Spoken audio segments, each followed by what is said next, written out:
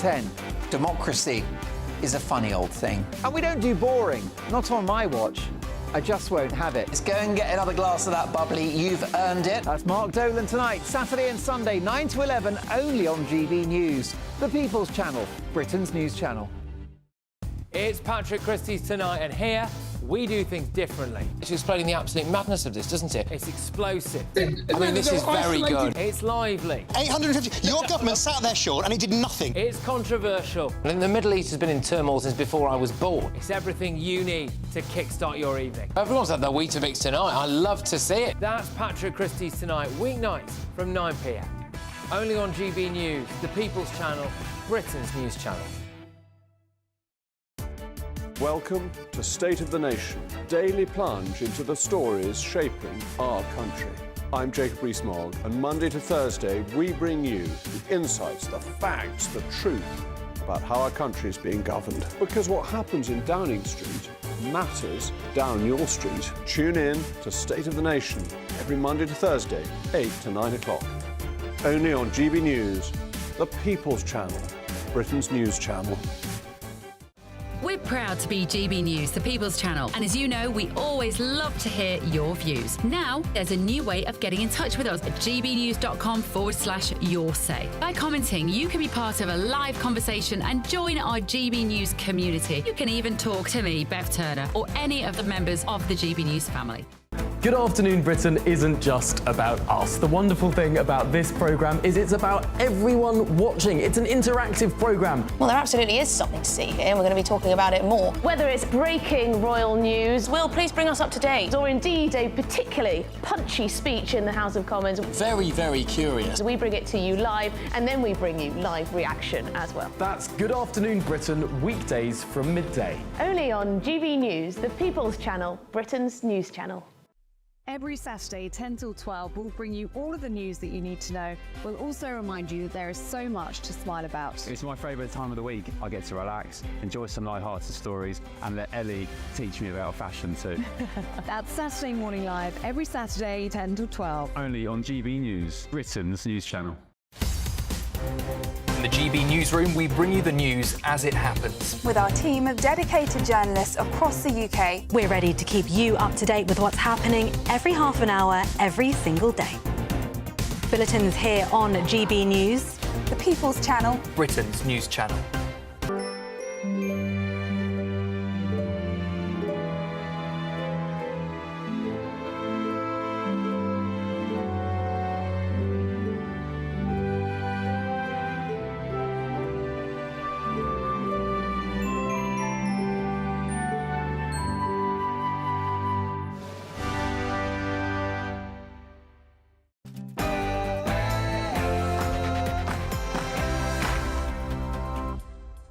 Hello there, a very good morning to you. America decides. Presidential candidates Donald Trump and Kamala Harris spent their final day of campaigning in the swing state of Pennsylvania. Nigel Farage has spoken out, telling Trump he should accept that whatever the result is and go and play golf if Kamala Harris wins. The new Conservative Party leader, Kemi Badenoch, appoints her shadow cabinet with leadership rival Robert Jenrick joining her top team. The government faces a backlash as the Education Secretary, Bridget Phillipson, announces university tuition fees are to rise for the first time in 8 years. The Prince of Wales is in Cape Town for his Earthshot Prize following meetings with young environmentalists. Today he'll meet with the country's president. And as the Isle of Man is considering scrapping the triple lock on pensions as it struggles to afford social security, we're asking, should the rest of Britain follow suit?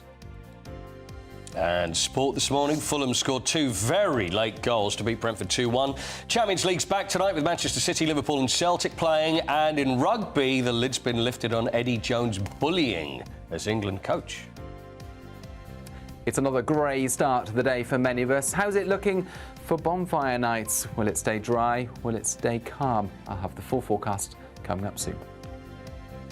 Hello there, very good morning to you on this Tuesday morning. I'm Eamonn Holmes. I'm Isabel Webster, and this is GB News Breakfast.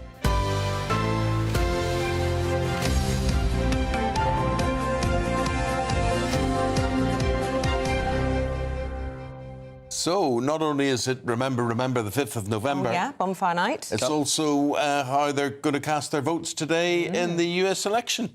It is. It's a big day, you could say. My dog's scared of both of those things, by the way.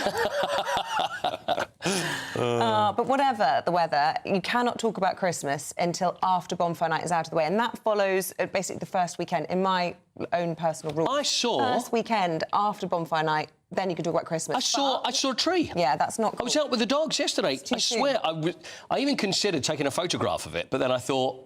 Oh, no. Is that legal? You know, if we're going to get into all sorts of trouble. I couldn't believe it. Well, mate, it won't be alone. And 4th of November. I've seen it in the shops a lot of people already, everywhere. I mean, that's Not one until thing, the shops. Next week, folks. Come on, give it another week. Tree up now for crying out In, loud. in Belfast, and I'm sure this happens in your local town or city, there are sort of communities who tend to do it, you know, so you get 4 or 5 or 6 houses who will do it well ahead of the game. And right. That's what they expect. And they run these charity tours and things that people come and see.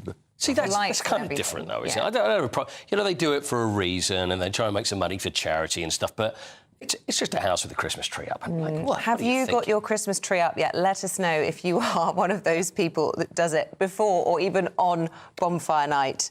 Let us know. And what are you thinking? What are you thinking already? Send us a pic if Throw you do. it on the bonfire. That's what to do. Well, in America, it's all on edge. Nothing between the two candidates, Donald Trump and Kamala Harris. They have now finished their final day of campaigning. Yes. Well, both candidates headed to the crucial swing state of Pennsylvania to make their final pitches. Tomorrow is Election Day. Tomorrow is Election Day. And the momentum is on our side. We're just one day away. Oh, we've been waiting for this. I've been waiting 4 years for this. Well, no waiting for Nigel Farage. He's headed out there, the Reform UK leader, and he received a special shout-out from Mr Trump at his rally. You have a man from Europe. I don't know if he's here. I saw him backstage. What he did was, and what he is doing is sort of what we did a few years ago. He's doing a great job. He's he's always been my friend for some reason. He liked me. I liked him. And he's shaking it up pretty good over there. He was the big winner of the last election in the UK, and he's a very spectacular man, very highly respected, Nigel Farage.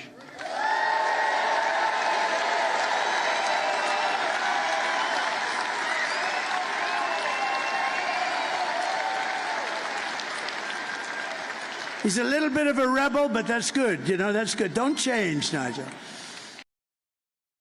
And I've always known her. She's been my friend. I've been hers. Don't know why. Don't ever change. Isabel Webster there today for us. I'll tell you who's also here. Scotty Nell Hughes, who's a US journalist, joins us now for her take on things. Scotty, good morning to you. Good morning. It's like Donald Trump said, he's been campaigning and waiting for this moment for 4 years. I think you and we've been together for 4 years talking about Donald Trump waiting for this moment. I feel like we all need to have a celebratory cappuccino or latte. And the first votes here in the United States have actually already been cast. Dixville Notch, New Hampshire. And here's what's interesting. I think, you heard both candidates say that momentum's on the side of both. Well, we already see the first difference from 2020. Where in 2020, Joe Biden got all 5 votes, Trump got 0. I guess they've had a new resident to Dixville Notch, New Hampshire, because on this first vote that just happened at midnight, Trump got 3, Harris got 3. So that is the first difference that we are officially seeing in the 2024 election from what we saw in 2020. And I imagine that will not be the last.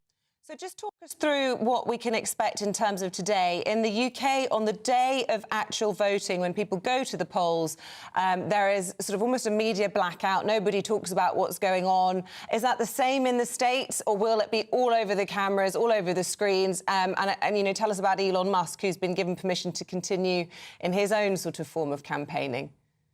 Well, I know that it would actually be kind of welcome, kind of lovely, as I think journalists in the United States are extremely exhausted after the last 4 years of covering this campaign trail. But no, actually, today is probably the busiest of all days, as it is truly the wild, wild west here in the U.S. is everybody can it's a free-for-all trying to make sure that everybody covers every inch of the United States and the different elections, whether you're talking about not only the presidential, but the House and the Senate. So there is going to be 24/7 news coverage on almost every network. I think I even saw advertisements on Home and Garden TV of election coverage, because this is actually something that most people today are going to be covering here in the U.S. and talking about whether you're at work. Most schools across the United States have been canceled, mainly because schools here are used as polling sites, but also to encourage those who are 18 to actually take time and go vote as well. Early voting numbers are absolutely historical, unlike anything we've seen before. And I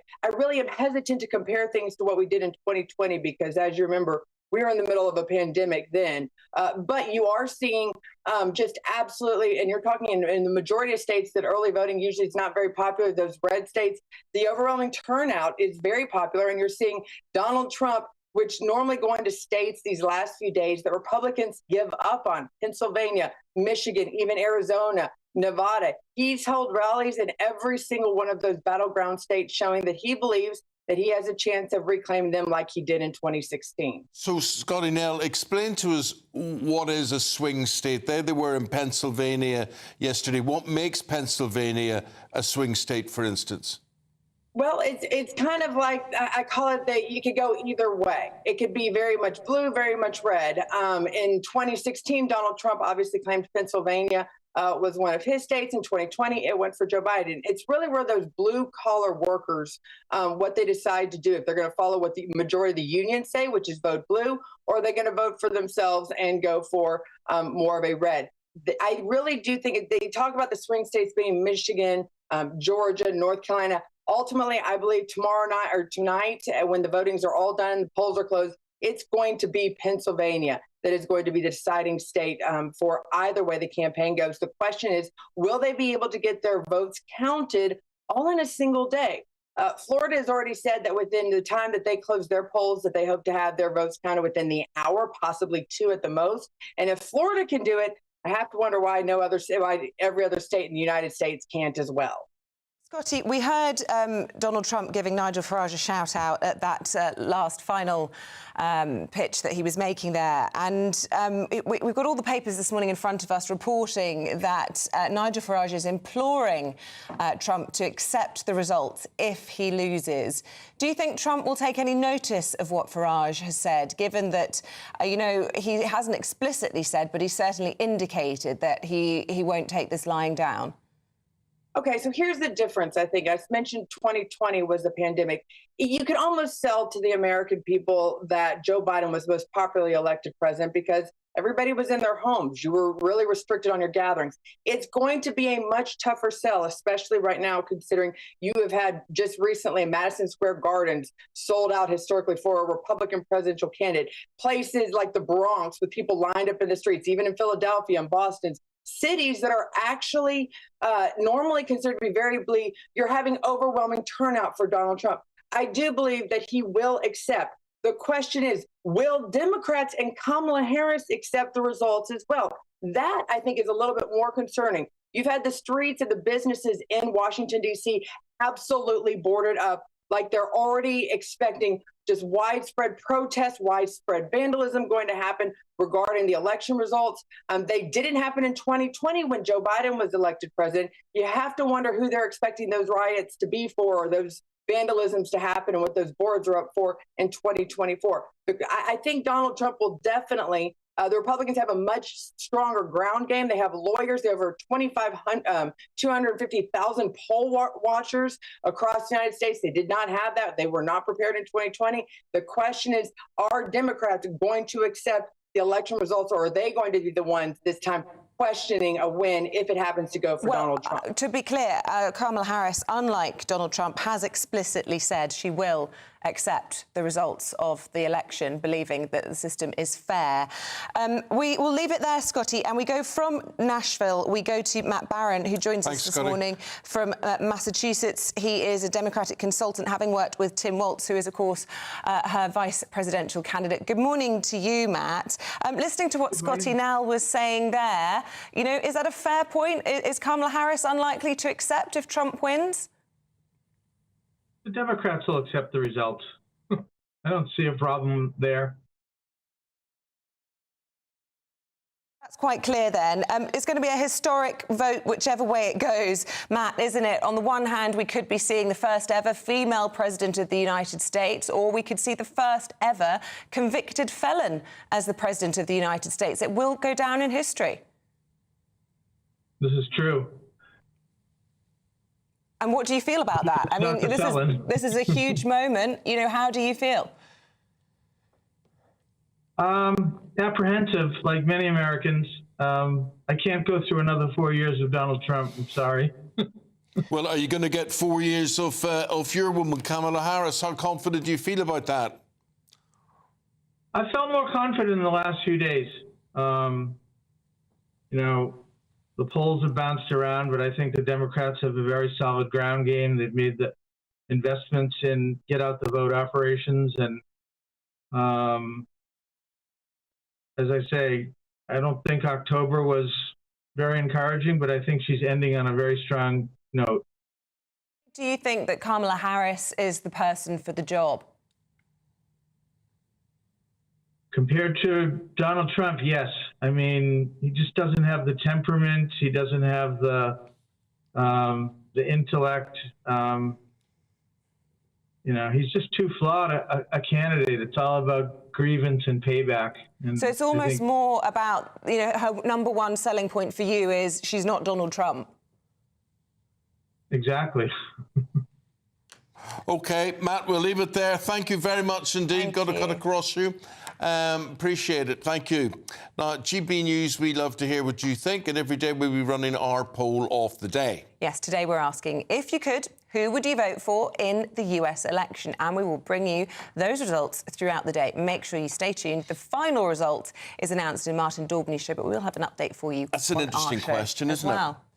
Yeah. Who would people go for Well, we here? were reporting yesterday, weren't we, that most people would have chosen Harris, but they think Trump will win. That was a poll of the whole nation as opposed to our own audience. I wonder what our own audience is thinking about all of this. Within the right of the party in this country, they are split. There's a whole mixture. Michael Gove, for example, you know, a Brexiteer, saying he would vote for Harris. And there are others on the right as well who would take that position. It's not as left and right clear-cut, I suppose you could say.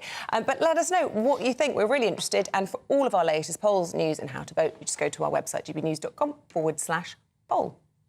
Well, thank you for that. Kemi Badenoch has appointed the majority of her New Look shadow cabinet, though some late appointments are expected throughout the day today. What's keeping the woman from I know, well, big decisions, I suppose. But here are the appointments so far. Priti Patel, she's going to be Shadow Foreign Secretary. Mel Stride, new Shadow Chancellor, I should say. And her leadership rival in the final two, Robert Jenrick, has been appointed as the Shadow Justice Secretary. Other perhaps familiar names, Laura Trott was an early announcement as the now Shadow Education Secretary. Chief Whip has been appointed to Dame Rebecca Harris, and the new joint chairman of the party are Nigel Huddleston and Lord Dominic Johnson. Yes, we have Nigel coming on the programme at just under an hour's time. But the upheaval on the Tory front bench came as the Education Secretary, Bridget Phillipson, announced an increase to tuition fees for the first time in 8 years. Fees will increase by £285 to £9,035 per year. The former advisor to Boris Johnson, Oscar Reddrop, joins us in the studio now. Don't really know, Oscar, why we're talking about this, because it's nothing. I mean, the increase is nothing. What the heck are we all worried about it for? Cancelled the freeze. Yeah, I mean, I take your point. It does feel like a relatively small amount in the grand scheme of things. I think for critics of the government, I imagine even amongst Labour MPs, you know, on the back benches, who have to go and sell the new brand, you know, the new government, the new leadership to their constituents. It's kind of the latest in the long line of you know, I wouldn't even say flip-flopping. I think lying is a really harsh term in politics. It does happen, but it's a broken pledge from Keir Starmer. You know, he very proudly used to say, I'm going to abolish tuition fees.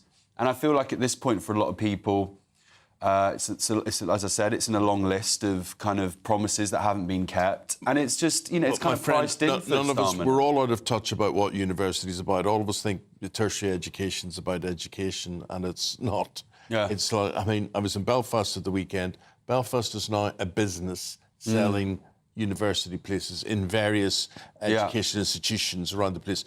The amount of building, the amount of development in Belfast simply for student accommodation is absolutely massive. More than hotels, more than social housing and whatever.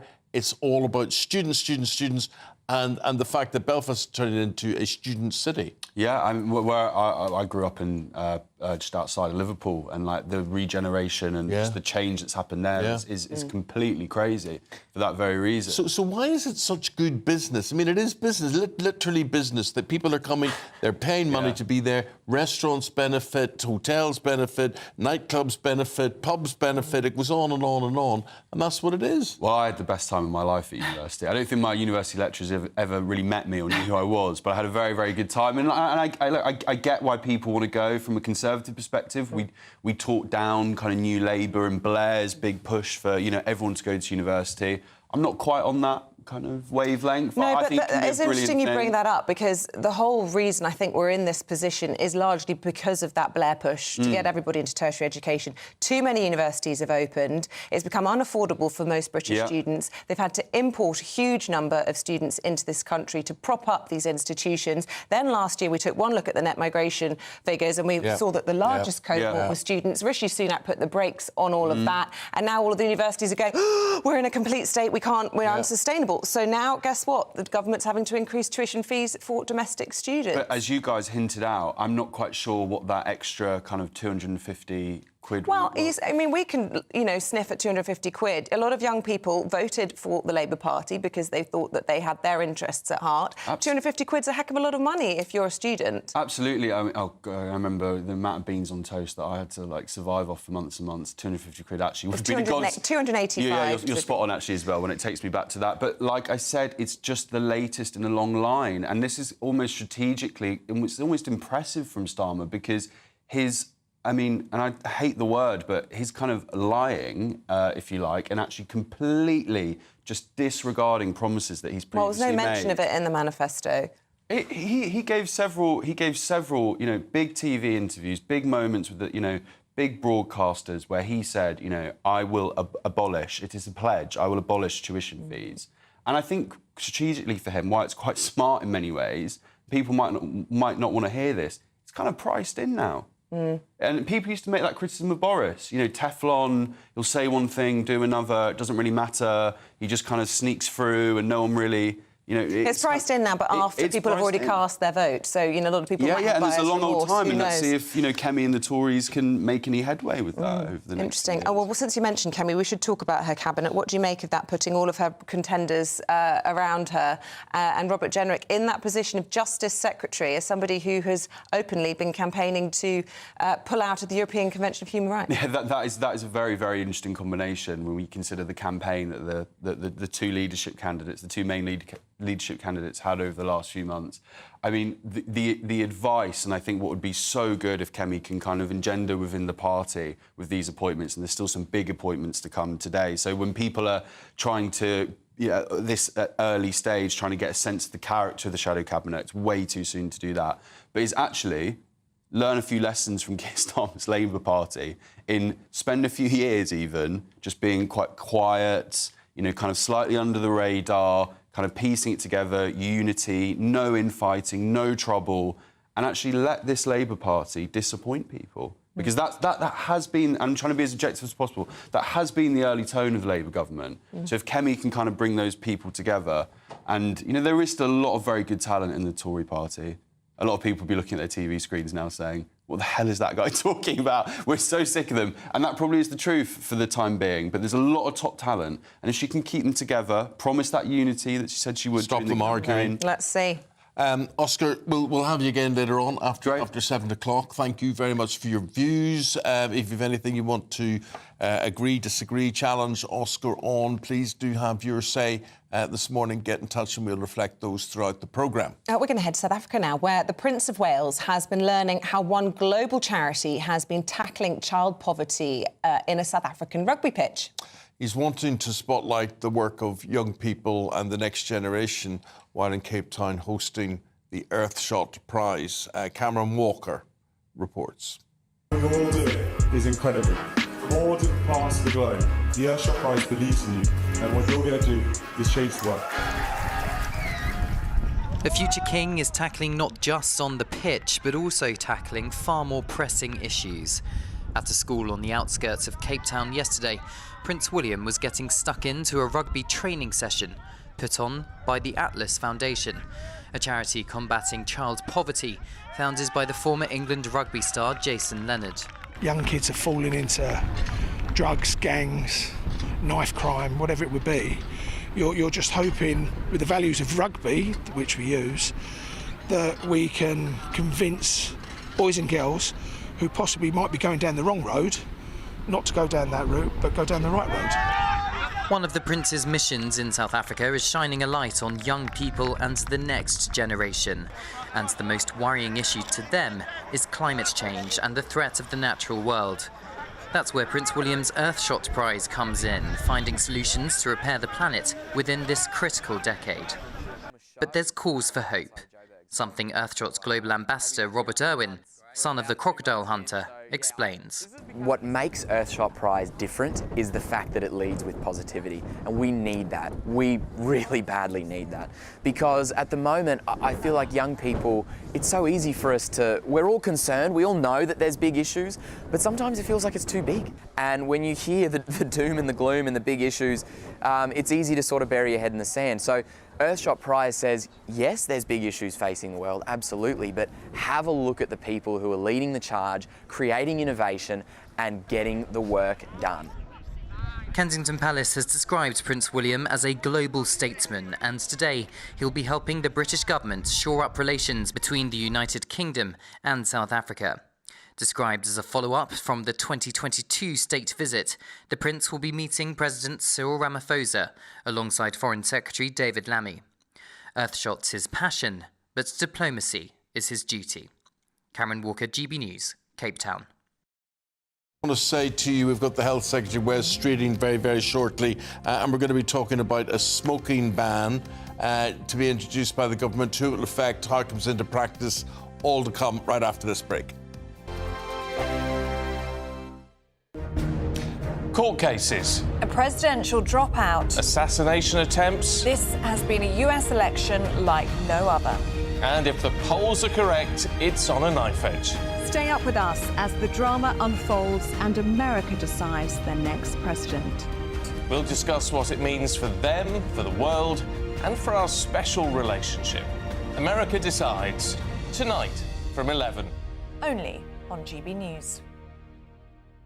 Your weekend starts here with Friday Night Live with me, Mark Dolan, 8 till 9 on GB News. Big stories, big guests and big laughs as we get you ready for a cracking weekend. That's Friday Night Live with Mark Dolan. Fridays 8 till 9 on GB News. Bring your own drinks. The admission's free. Patrick Christie's Tonight. Weekdays from 9 p.m. We all know that pensioners will freeze to death this winter because of the cruel cut to the winter fuel payment, rising council tax, the energy price cap going up, all of that. Now, instead of looking after them, we appear to have a government that seems to want to make their lives worse. Now, they might not care, but you do. And thanks to you, I have now raised more than £270,000 for Friends of the Elderly. You have raised more than the entire amount they gave away in grants for the most desperate pensioners last year. So amazing effort. Thank you very much. Now, I said I'd do a freezing cold swim to raise awareness for how cold some pensioners will be in their own homes this winter. And on Saturday, I went to Stickle Tarn in the Lake District. I'd like to give a massive thank you to the people who turned up to meet me along the way. I would also like to give a monumental shout out to the wonderful camera crew. We've got John Clark and Joe Scowen. and our health and safety maestro, known only as the Stag. I come up with these crackpot ideas, but it is down to those wonderful people to make them actually happen. I would also like to give you a little warning. There are aspects of this footage that you will not be able to unsee. I am aware that at times my body resembles a bag of milk. But you know what? If me embarrassing myself helps to raise a bit more money, then so be it. And you can go to justgiving.com/page/Save Our Seniors now to donate. GB News, the People's Channel. This is Britain's Newsroom, where your voice matters. It's just astonishing. With expert analysis and honest opinion, we don't just keep you informed. We bring you unique perspectives you won't see anywhere else. Can't argue with any of that. When the news happens, it happens here. On Britain's Newsroom, weekdays from 9:30 a.m. Only on GB News. I'm Tom Harwood. This is GB News, Britain's news channel.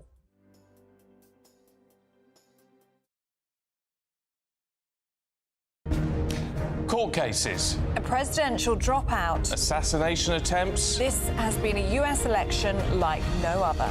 And if the polls are correct, it's on a knife edge.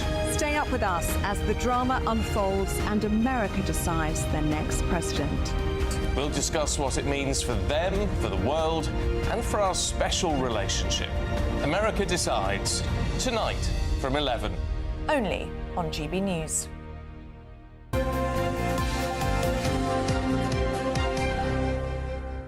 If you didn't stay up late last night, you won't know that Fulham beat Brentford 2-1 in the Premier League. But Paul Coyte will tell you.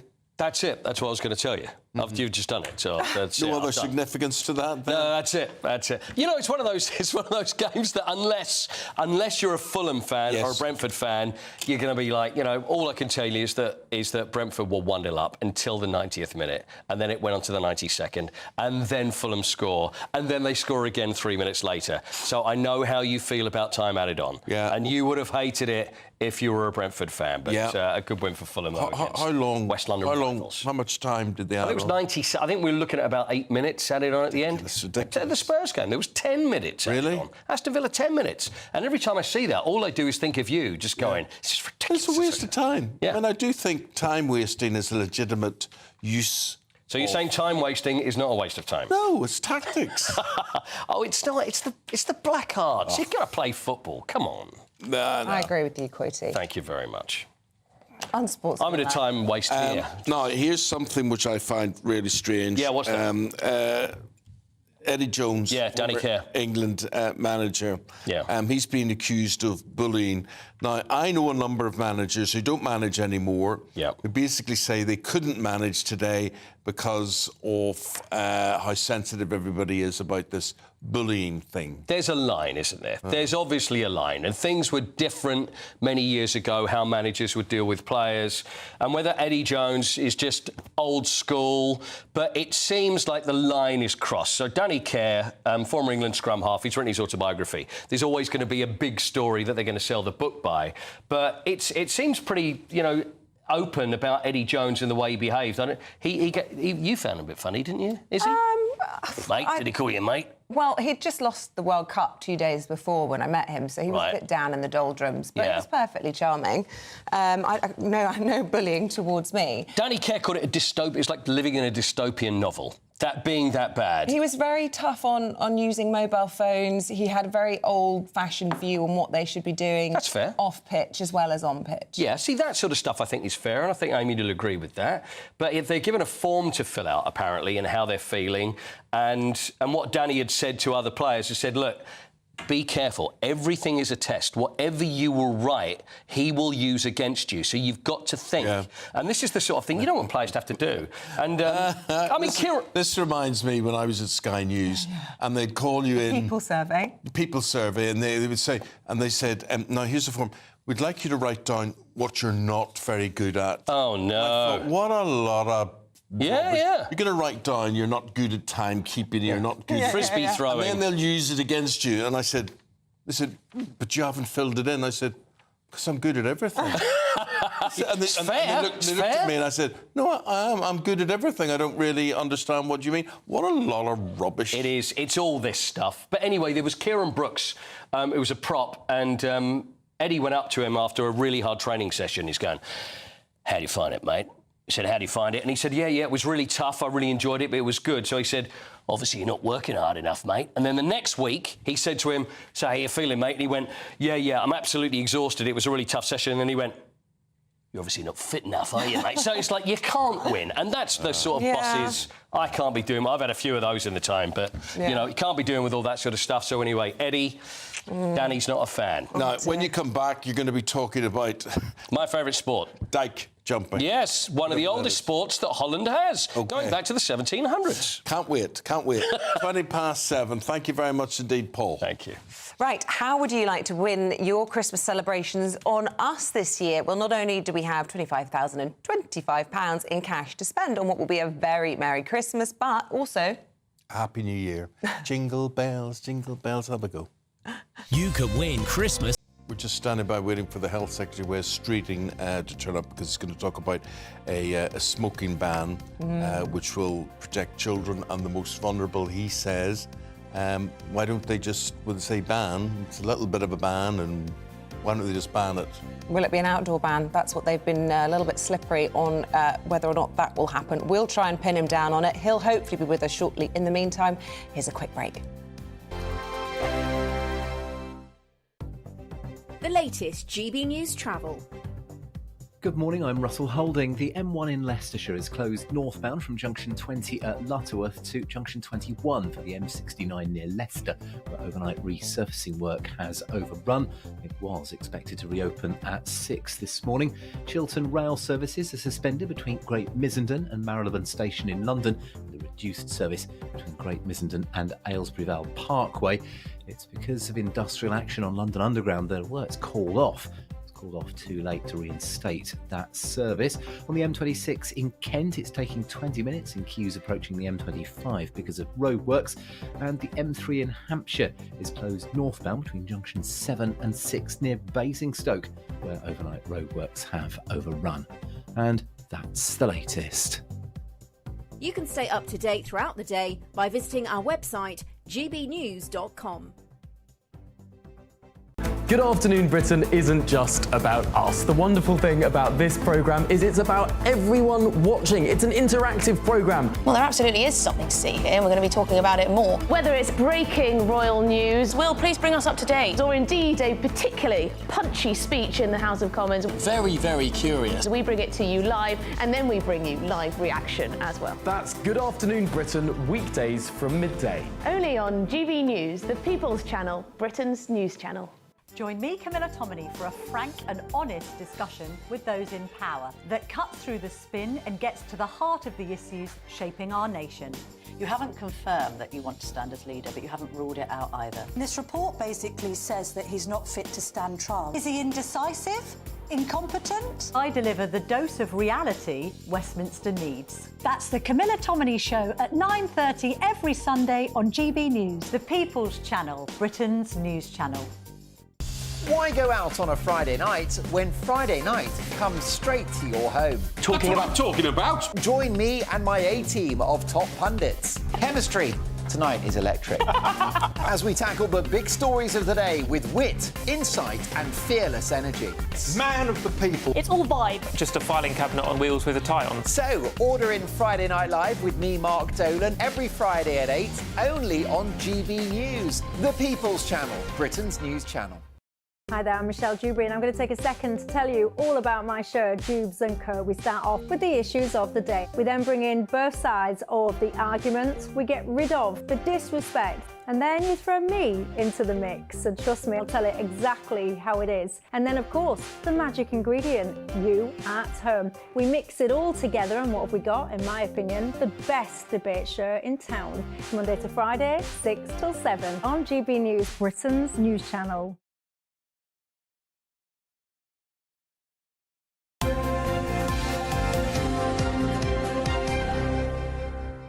Just a quick taster now with Claire Muldoon and Alex Armstrong. Very nice to see you both this morning. And you.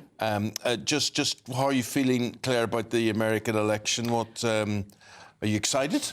Well, I wouldn't say excited, apprehensive really, because I'm really unsure of the way it's going to go. I would prefer Trump to get in, and I actually would prefer if the two vice candidates were up against each other instead of Trump against Kamala Harris. I've got grave reservations about the Democratic regime. I've got grave reservations about their ability to not overshadow us as a country, given our omnishambles of a Labour government at the moment. And I think that for the best will in the world, to have someone who does shoot from the hip to someone that is quite unpredictable, I think Trump is the safest bet. I really do. We'll be left footing the bill for Ukraine if Trump gets into power. Does that worry you about the cost to us in taxation? Well, no, not really, because I think if Trump was actually in the White House, the Ukraine war wouldn't have happened. But and I've said that. But I know it's just one of these things, and we shouldn't be giving any more money to Ukraine as it is. And, you know, I think that we need to just take a step back, because I think it's an absolute sham. It's going to be the most interesting election in American politics for a very, very long time. Okay. And I think either way, one of them's going to completely have a landslide. That's what I predict. We'll have more from you on all of that in just a moment, but we step away from the papers quickly to speak to the Health Secretary, Wes Streeting, who joins us from Westminster. Good morning to you. It's not even daybreak yet. Thank you very much indeed for joining us. Can we start by talking about the tuition fees U-turn? I'm just taking a little look at the papers this morning. 180-degree U-turn on the front of the Metro. Now, that's what you call a U-turn, says the Daily Mail. And this follows on from Sir Keir Starmer campaigning just 4 years ago to abolish tuition fees altogether. And then here we are, not long into a Labour government, and you're increasing tuition fees. Yeah, I thought that accusation was a bit harsh, actually. To be fair to Keir Starmer, long before the general election, he said that the state of the economy and the state of the public finances meant that Labour couldn't go into the general election promising to abolish tuition fees. And I think people criticised that decision at that time, but to be fair to Keir Starmer, he was upfront with people ahead of the general election, and that wasn't in our manifesto. And then as for yesterday's announcement, to be fair to the Education Secretary, all she said is that tuition fees would keep up in line with inflation, as would the maintenance support for students. And I think as we review the way the student finance system works and come forward with further plans for reform next year, which she's announced, I think it's right both in terms of the value of the money in students' pockets to help them with the cost of living and the money going into university teaching, that the fees keep up in line with inflation. So in real terms, they're not increasing, they're just keeping up in line with inflation. So it's a bit disingenuous to say, you know, Starmer never said he wanted to abolish it in the manifesto. He never mentioned you're going to increase it in the manifesto either. There's a Times newspaper sketch today saying Bridget Phillipson knows just what working class kids want. They want to pay more for uni. I mean, they've got a point, haven't they? Many young people voted for Labour. They'll rightly feel betrayed by this, won't they?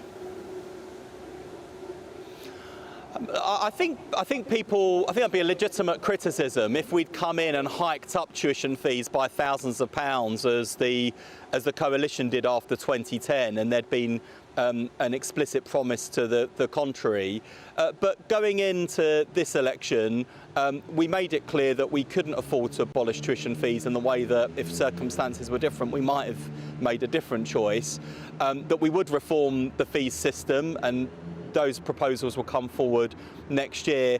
In the meantime, she's kept tuition fees and maintenance support up in line with inflation, which I think is a reasonable thing to do. And of course, right across the board, there'll be all sorts of things that go up in line with inflation, whether that's support for people or costs and charges, and I think that's a legitimate thing to do. So, you know, I just say bear with us, and we'll come forward next year with wider proposals for reform.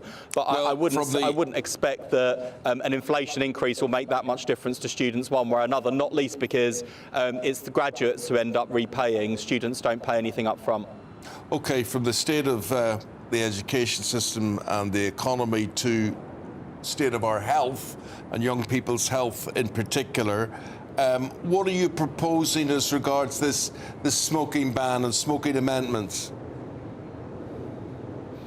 So we've got the tobacco and vapes bill being introduced to Parliament today. This is going to be the biggest public health measure in a generation. It will mean that children growing up in our country today will never legally be able to buy cigarettes. So we're phasing out smoking altogether to create the first ever smoke-free generation, extending the smoking ban to outside schools and children's playgrounds, as well as vaping outside schools and children's playgrounds as part of a wider clampdown on the scourge of vaping targeted at children. I think this is a groundbreaking piece of legislation and necessary, because despite all of the progress we've seen on smoking over years under different governments, we still see smoking as the single biggest killer. 80,000 deaths a year, 1 in 4 cancers directly attributable to smoking, and 2/3 of smokers killed by their addiction. So this is the measure introduced into Parliament today. We'll no doubt have a lively debate as it goes through Parliament. Why are you just fiddling with this? Why don't you just ban smoking? I mean, if it's so awful, if it's the single biggest killer, why don't you just, fully fledged doing something about it? I never expected that I would come on GB News and be accused of not going far enough on clamping down on smoking. Look, I think we've got the balance right here. I think the thing about smoking and tobacco is that it's a uniquely addictive and a uniquely harmful substance. People who take it up, vast majority say they wish they hadn't, and they also struggle to kick the habit, which is why for children and young people, phasing it out altogether is the right thing to do. For adults who already smoke, putting in place the support they need to stop smoking is the right balance, I think, between public health, lives, livelihoods and liberties as well. And we've got to take action on public health because of the cost to the taxpayer, the cost to the health service, and of course the cost to our quality of life. Yeah. In doing so, we will consistently consult people on the impact on their liberties and also livelihoods as well, because we've got to get the balance right. Yeah, and I wanted to ask you about that, because obviously what you're outlining, this smoke-free generation, was very much, the brainchild of Rishi Sunak, who pushed this through. Now, you've said you want this bill to be more ambitious. What I can only hear as being the real significant difference is this outside ban around schools. But initially, the Labour Party was saying you wanted to introduce an outside smoking ban in other places, sporting venues, hospitals, nightclubs, some small parks and some restaurants. Now, I know Morgan McSweeney, the Prime Minister's special advisor, was said to be diametrically opposed to that, calling it an unserious policy. So is this where you've landed, on just blocking it around schools? A couple of things to say about that. Without quibbling about who gets the credit, 'cause I think I floated this ban on children being able to buy cigarettes as Shadow Health Secretary, which Rishi Sunak then took up as Prime Minister. I'd like to challenge the new Conservative leader to support these measures and to keep the cross-party spirit that we established when we were in opposition. I hope the Conservatives will behave in an equally constructive way, but the jury is out on that one. And then, look, as for hospitality, as I just said, we've got to balance the upside benefits on public health with any potential negative benefits, either on people's liberties or on people's livelihoods. And it's no secret that the hospitality sector has been... there's no doubt that the hospitality sector has really been through the mill in recent years. The impact of the pandemic, the challenges in the wider economy, the amount of money we've got spare in our pockets. And look, there aren't many advantages to leaks of government discussions, but one of the advantages of this leak was that it's meant we've been able to have a discussion with the hospitality sector. And based on the evidence on the upside risks and the arguments on the downside risks, we've chosen not to proceed with the outdoor hospitality proposal at this time. OK. At this time. Health Secretary, we've got to leave it there, but thank you for your time this morning and talking about the effects of this smoking ban. Thank you very much indeed. And we'll take a break there. We're back with Claire, we're back with Alex, they're back with the papers right after this. If you want your news to be straight talking... This is the nightmare for the Conservatives again. Down to earth. It's not just Nottingham where this is happening, is it? And most importantly, honest. Hard-working, middle-class taxpayers, they'll get their book thrown at them. Then catch me, Martin Daubney, Monday to Friday, 3 till 6 p.m. on GB News, Britain's news channel. This is GB News, Britain's news channel. Online dating apps are still the go-to for millions of British adults, with 1 in 10 using them to look for a romantic connection. Yes, are you one of them? Let us know. But with many apps introducing subscription fees and complex algorithms, the world of online dating has never been harder to navigate. So who better to join us to discuss this than Mr. Tinder himself, Stéphane Pierre Tomlin. You have been dubbed Britain's best-looking eligible bachelor. Yeah, so this happened back in 2016. Got an email from Tinder, and it was like, "You're the most swiped man on Tinder." So just explain to us, for viewers who don't know, what is swiping? What does that mean on Tinder? Yeah, so on Tinder, the app, if you swipe left, that means you don't like the person in front of you, and if you swipe to the right, that means you like that person. So do you mind still being associated with that? It's a good... Well, it made me who I am now, and I love sharing how I was successful, and now I'm like a dating expert. What's your situation now? Are you with anyone? Are you still single, paying the bill? So I'm seeing someone at the minute. Things are going well, and I'm a dating expert, so I'm always giving advice to people. Does she know your title of most swiped? Of course, who doesn't? It's quite hard. It's quite hard being the most swiped man on Tinder because you get a label on you. So I find it harder than anyone else, to be honest. And where did you meet her? That's the big question. At an event. So not on Tinder? Not on Tinder, ironically. Yeah. So for all that trouble online, it's actually a real life rendezvous. Which I mean, I have met people on Tinder in the past, and it has worked. Well, it didn't work, but yeah. I need to know how to do the famous Stéphane Smolder. That camera is not a camera. That is your best friend, that's your lover. So you really smash from the camera, so it goes like this. GB News, the People's Channel. This is Britain's Newsroom, where your voice matters. It's just astonishing. With expert analysis and honest opinion, we don't just keep you informed. We bring you unique perspectives you won't see anywhere else. Can't argue with any of that. When the news happens, it happens here. On Britain's Newsroom, weekdays from 9:30 a.m. Only on GB News. I'm Christopher Hope. From pop stars to politicians, I'll interview anybody in a pub who's got a political opinion. Join me every Friday on Spotify, Apple Podcasts, YouTube or gbnews.com, or wherever you get your podcasts. This is GB News, the People's Channel.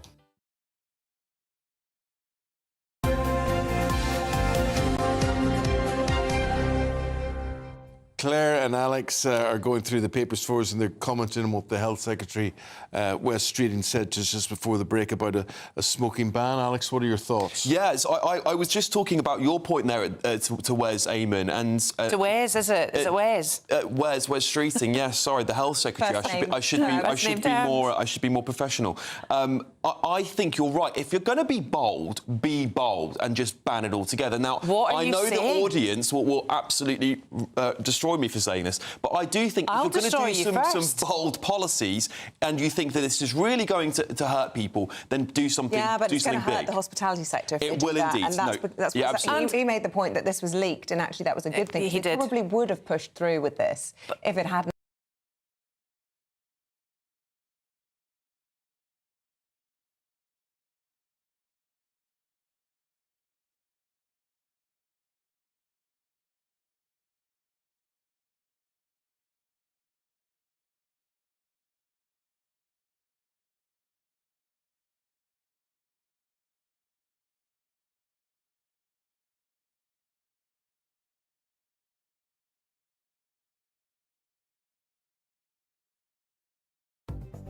The latest GB News travel.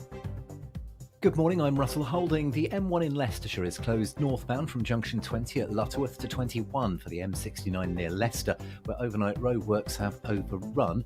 Supposed to reopen at 6 this morning. It's very slow towards there. There are delays of up to 20 minutes to trains between Norwich and Ipswich because of a level crossing problem at Diss. Chiltern Rail services are suspended between Great Missenden and Marylebone Station in London, with a reduced service between Great Missenden and Aylesbury Vale Parkway after strike action on London Underground got called off too late to reinstate that service. There's a limited bus running between Great Missenden and Amersham to connect with Metropolitan line services there. On the M26 in Kent, it's taking half an hour in queues approaching the M25 because of roadworks, and the M3 in Hampshire is closed northbound between junctions 7 and 6 near Basingstoke, where overnight roadworks have overrun, causing queues.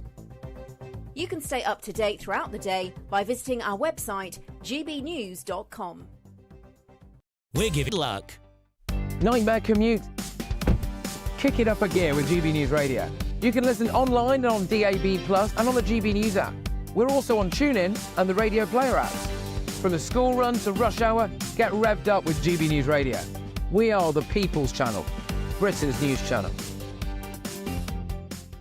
If you want your news to be straight talking, this is a nightmare for the Conservatives again. Down to earth. It's not just Nottingham where this is happening, is it? And most importantly, honest. Hard-working, middle-class taxpayers, they'll get the book thrown at them. Then catch me, Martin Daubney, Monday to Friday, 3 till 6 p.m. on GB News, Britain's news channel. We're proud to be GB News, the People's Channel, and as you know, we always love to hear your views. Now, there's a new way of getting in touch with us at gbnews.com/yoursay. By commenting, you can be part of a live conversation and join our GB News community. You can even talk to me, Bev Turner, or any of the members of the GB News family.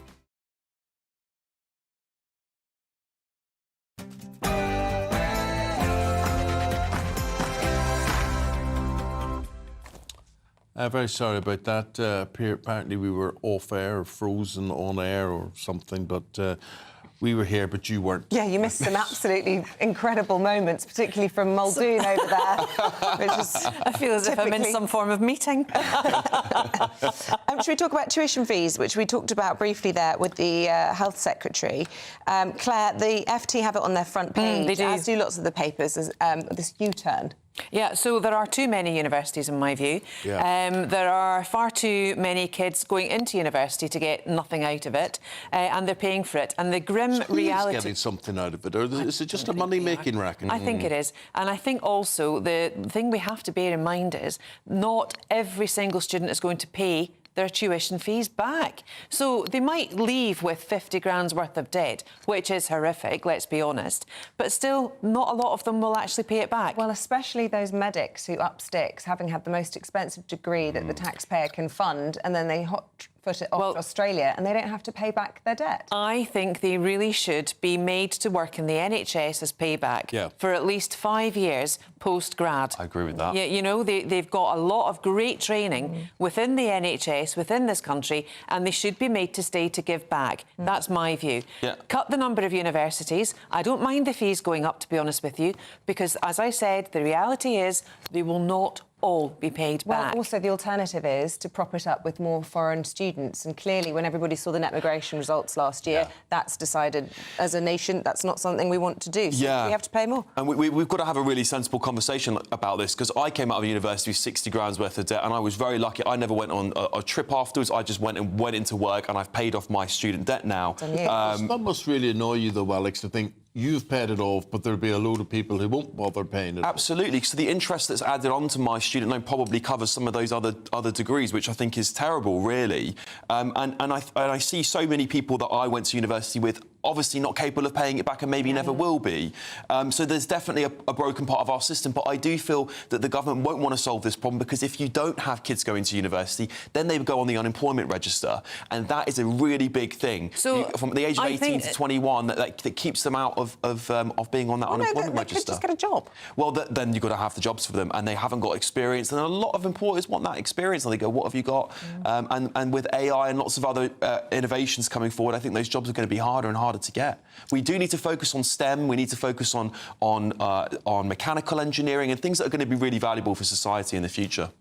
Well, I don't know. I think children really have to get a mentality. When they're 16, they've got a national insurance number for a reason. That is to enable them to go into the world of work. go and do it. Get a part-time job, work your way through sixth form, work your way through the end of school, and when you come to decide what university you want to go to, or better, even a vocational apprenticeship, even better, because we need them. We need kids to have all skills, not just skills of going out, getting ratted on a Saturday, Friday night and every other night in between. OK, Claire, thank you. Claire and Alex will be back in 40 minutes' time. We'll say goodbye to them. We'll say hello to Aidan McGivern.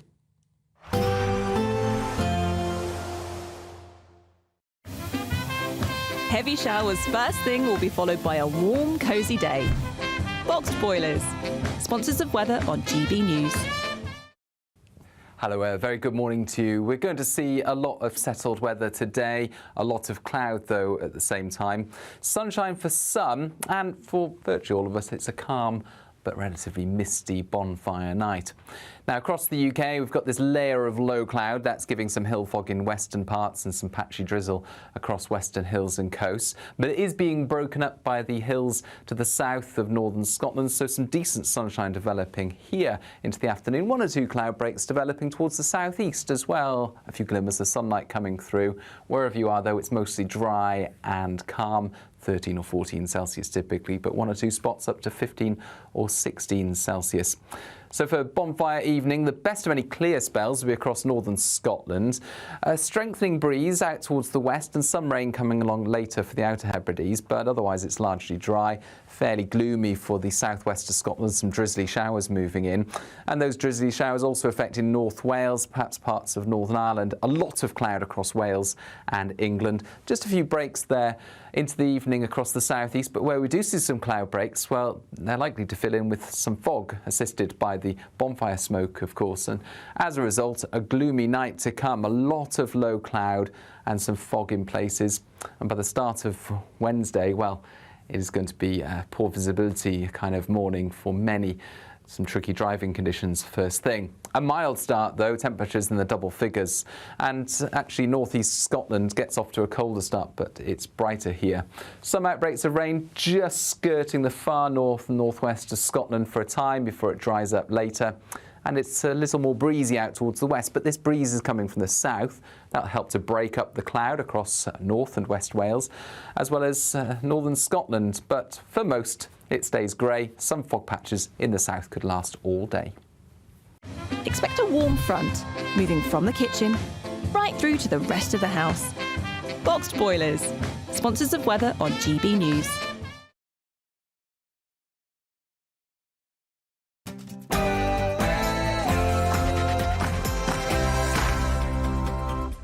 Good morning. America decides.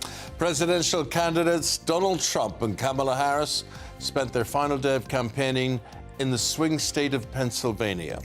Nigel Farage has spoken out, telling Donald Trump he should accept the result and go and play golf if Kamala Harris wins. New Conservative Party leader Kemi Badenoch appoints her shadow cabinet, with leadership rival Robert Jenrick joining her top team. The government faces a backlash as Education Secretary Bridget Phillipson announces university tuition fees are to rise for the first time in 8 years. The Prince of Wales is in Cape Town for his Earthshot Prize following meetings with young environmentalists. Today, he will meet with the country's president. And as the Isle of Man is considering scrapping the triple lock on pensions as it struggles to afford the social security system, we're asking, should the rest of the UK follow suit? And in sport this morning, Fulham scored two very late goals to beat Brentford 2-1. The Champions League's back tonight. Manchester City, Liverpool and Celtic all playing. And in tennis, what's the point of the WTA finals being in Saudi Arabia when there's only a crowd of 400? It's another grey start to the day for many of us. How's it looking for bonfire nights? Will it stay dry? Will it stay calm? I'll have the full forecast coming up soon. Hello there, very good morning to you on this Tuesday morning. This is GB News Breakfast. I'm Eamonn Holmes. And I'm Isabel Webster.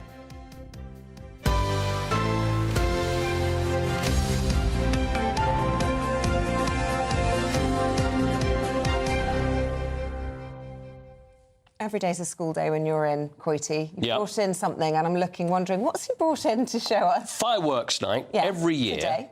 Every year, my mum would not she never believed in fireworks. She thought they were dangerous. We're not having fireworks in the garden. So instead, what we would do as kids would get a present. And every year, I would get the Blue Peter Annual. Oh. And there is the one, 1977, 1978. There we are. John Noakes, Leslie Judd, Peter Purvis. And there it is. Look at that, in absolute perfect condition. Yeah. And I was happy to have that instead of the fireworks. And you got that pre-Christmas then? Yeah. That should have been for Christmas. Exactly. Really. So the price of the fireworks, the thing is, it was only like £2 for the book. And they must have been bad fireworks. But anyway, so we weren't allowed fireworks, but I would get the Blue Peter Annual every year. That's probably worth a bob or two now. Do you think? Yeah. Fake or fortune? Did you ever get a Blue Peter badge, seeing as you're such a big Blue Peter fan? Well, yes. Right. But what did you do to earn it? My coveted like prize. She doesn't know. My sister bought me one for my birthday only about 3 or 4 years ago. So it's is it wrong? Is it wrong? Yeah, we should see my gold Blue Peter. No. So I've never had the nerve to wear it. People go, "Were you on the show?" And I go, no. Did you actually apply but just get rejected? Yeah, all that stuff. Oh, Coity. Never any chance. Oh, well, you can wear it here any time. Is that all right? I'll wear it tomorrow. Right, we've got a little item of the American presidential election Yes. to deal with before we get back into that. See Paul in 20 minutes' time. The United States is on edge as Donald Trump and Kamala Harris have finished their final day of campaigning ahead of the election. Both of them headed to the crucial swing state of Pennsylvania. Tomorrow is election day. Tomorrow is election day. And the momentum is on our side. We're just one day away. Oh, we've been waiting for it. I've been waiting 4 years for this. Well, also in Pennsylvania was Reform UK leader Nigel Farage, who received a special shout-out from the Donald. You have a man from Europe. I don't know if he's here. I saw him backstage. What he did was, and what he is doing is sort of what we did a few years ago. He's doing a great job. He's always been my friend for some reason. He liked me. I liked him. And he's shaking it up pretty good over there. He was the big winner of the last election in the UK, and he's a very spectacular man, very highly respected, Nigel Farage.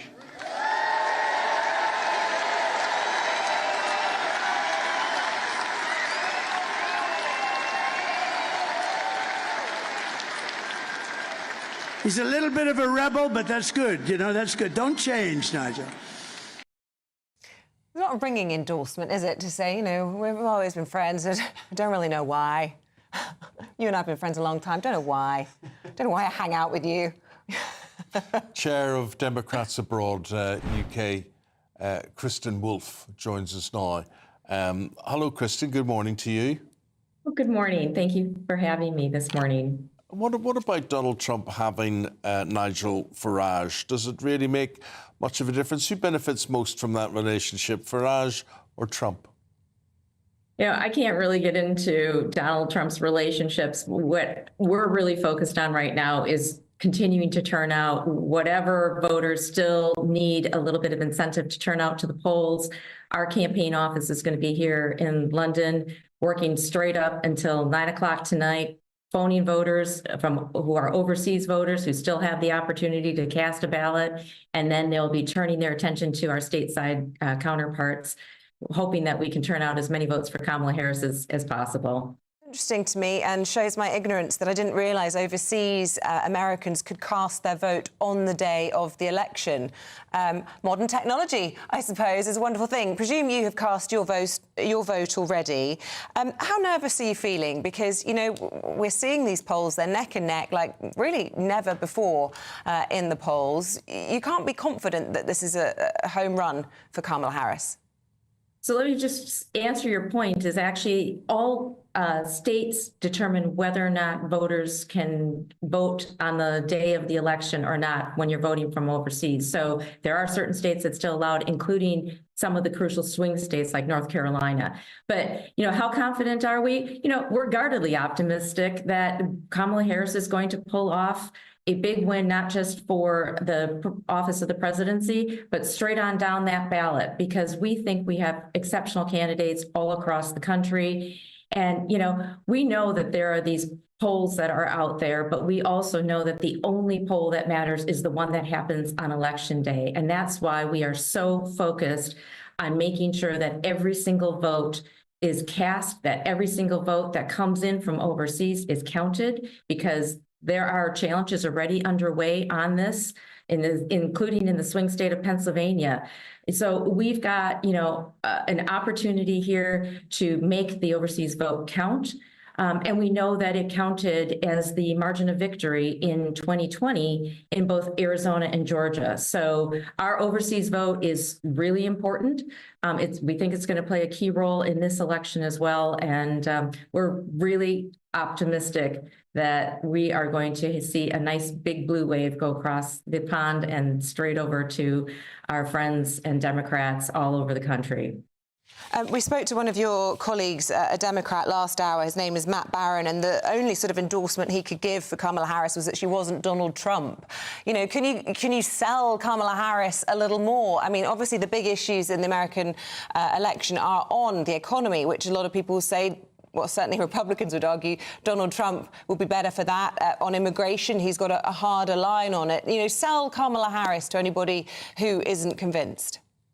So Kamala Harris, first, on the economy, Kamala Harris has a very detailed economic plan to build out the middle class.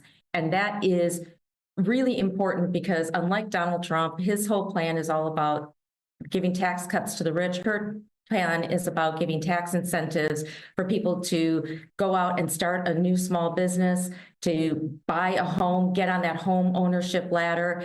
You know, she's got real plans that are going to affect real people. And, you know, I think the other really important thing to remember here is she is a champion of people who otherwise might not have a voice. And we saw what Donald Trump did to women in his administration, where he appointed Supreme Court justices that ripped away women's constitutional rights to reproductive freedoms. We know that that issue is on the ballot, and we are seeing women, in particular older women who know what it is like not to have those freedoms, turn out to the polls over and over. And, you know, it's I think really refreshing to have someone who understands what real people are going through and doesn't just talk about it in, you know, big ideas or big theories, but actually has detailed plans to support it. So, you know, and of course, she's a champion of democracy. And that's the other issue that really is at stake here, is Donald Trump has proven that he is unfit to hold the office of the presidency. We saw what he did on January 6th. His own military advisors, his security advisors, they are all endorsing Kamala Harris. And I think it's important for all of us to heed that message that they are selling or sending to us, that this is a really important election and democracy's future rests on the choices that we make today and have been making over the last week as the votes are starting to be cast. Thank you, Kirsten. Thank you very much indeed. Kirsten Wolfe is the chair of Democrats Abroad. Thank you very much indeed. Thank you very much. Thank you. Right, to domestic matters, and Kemi Badenoch has appointed the majority of her new look shadow cabinet, though some late appointments are expected throughout the day today. One of the new Conservative Party chairs, Nigel Huddleston, joins us live from Westminster this morning. Congratulations on being appointed as chairman, co-chair of the party, no less. Look, I think you've got your first shadow cabinet meeting coming up this morning. A few key posts to be filled. Do we expect that to happen before 10 a.m? I believe we do. Kemi appointed a few roles out of necessity over the last couple of days, including the Chief Whip, myself and my co-chair, and a couple of education ministers, because they had to be in the chamber yesterday. But most of the appointments will be announced shortly. You don't have long to wait now, and the intention is to have the first shadow cabinet meeting about 10 o'clock this morning. Interesting selection of many of her rival or running mates. Mel Stride in the top job of Shadow Chancellor. Priti Patel in a Shadow Foreign Secretary role, which I suppose a lot of people would say would indicate the kind of direction of travel under a Kemi Badenoch administration. And then Robert Jenrick as Shadow Justice. Now, I have to say, is that possibly the most controversial appointment so far, given that he has explicitly said that he would like the UK to withdraw from the European Convention on Human Rights? Look, well, I'm afraid you might be jumping the gun because not all of these appointments have been announced yet. There's been media speculation. I've only seen the media speculation on this rather than the firm appointments. I will find out about the same time as you do who's actually been appointed. But Kemi was very clear that she wanted to offer roles to all of her opponents because she has a great degree of respect for them. All of those who wish to serve and all of the names you mentioned, they are talents in the party, and one of the key things Kemi wants to do is unite the party and make sure that we draw in all the talents in terms of those serving in the Shadow team. So I can't comment on those particular names because I genuinely don't know at the moment, but we don't have long to wait.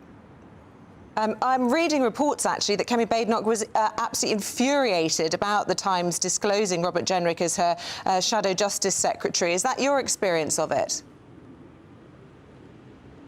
Well, actually, it takes a lot to make Kemi furious, to be honest. But I would say, look, she is having conversations. She's been having conversations, I think, since she was announced as the new leader on Saturday. And she wants to make sure that this is a shadow cabinet and a shadow team that reflects the breadth of the party and embraces all the talents. Reshuffles and appointments is always a somewhat difficult process, but I've sensed a strong sense of goodwill for support, and you've seen many colleagues of mine who supported other candidates come out and say, look, we're now backing Kemi, she is the leader, we want to support her, and I think that's the overall tone you'll see today. But as I said, I know you want me to give you a breaking news story here, but I'm afraid I can't pre-announce who's in the Shadow team because we'll find out shortly. Can you give us more of an indication of what the Shadow team will stand for, their visibility, the fact that people will get to know you guys and what you do?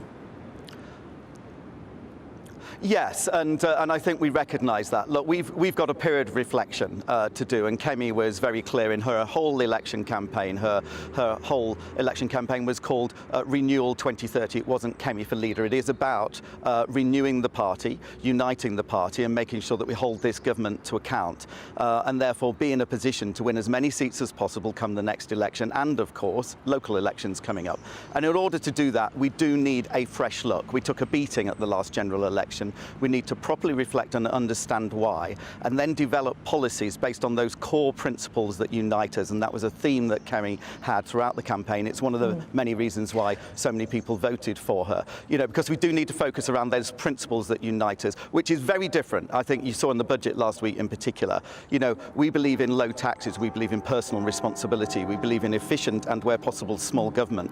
This is in stark contrast to the opposition, and we're up for the fight now. I mean, we will unite around the new leader because the whole, future of the country is at stake. And therefore we take that responsibility to be an effective opposition very seriously indeed. I appreciate that Kemi Badenoch has a far smaller pool to fish in terms of those appointments than her predecessor, because so many Tories lost their seats at the last election. But when you describe a fresh new look, that isn't the word that I would use to describe this shadow cabinet so far anyway. I mean, you've got Priti Patel, who was engulfed in really nasty bullying allegations of the top civil servant resigning over that. And you've got Robert Jenrick, as I said, one of the most controversial plans in recent time, the ECHR, but also let's not forget he was sacked by Boris Johnson because of an unlawful planning permission he gave on the Isle of Dogs. Now, a lot of people rejected the Tories because it was the same thing over and over again. This looks like more of the same, doesn't it?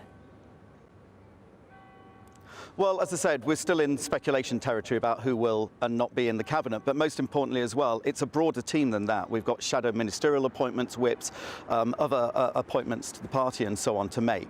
We've also got 28 new MPs. You're right, we are a much smaller party than we were, but we've got a lot of fresh new talent as well. And if you look at, for example, some of the maiden speeches from some of our new colleagues, they're outstanding. They're incredibly capable individuals. They bring in incredible experience from the public and private sector into parliament. Parliament, and I would not be surprised if we see some of those in roles as well in the shadow team. So look, we will bring in some big beasts from the past, some of who have got great experience, and of course some new people. But the key thing is we will unite around renewal. We will unite around Kemi, because we have to do that. One of the messages I got loud and clear from the electorate at the last general election, it was the disunity that annoyed people. It was the fact that we were fighting amongst ourselves, that people didn't understand what we stood for. Those are all things that Kemi has taken on board, and this new message from the new opposition will be very clear indeed. And I'm excited about it. As I said, we need to make sure we unite, and that means bringing in people with a variety of talents and from different parts of the party. Well, Nigel, enjoy your new post. We look forward to talking to you over the years ahead. Thank you very much indeed. Thank you.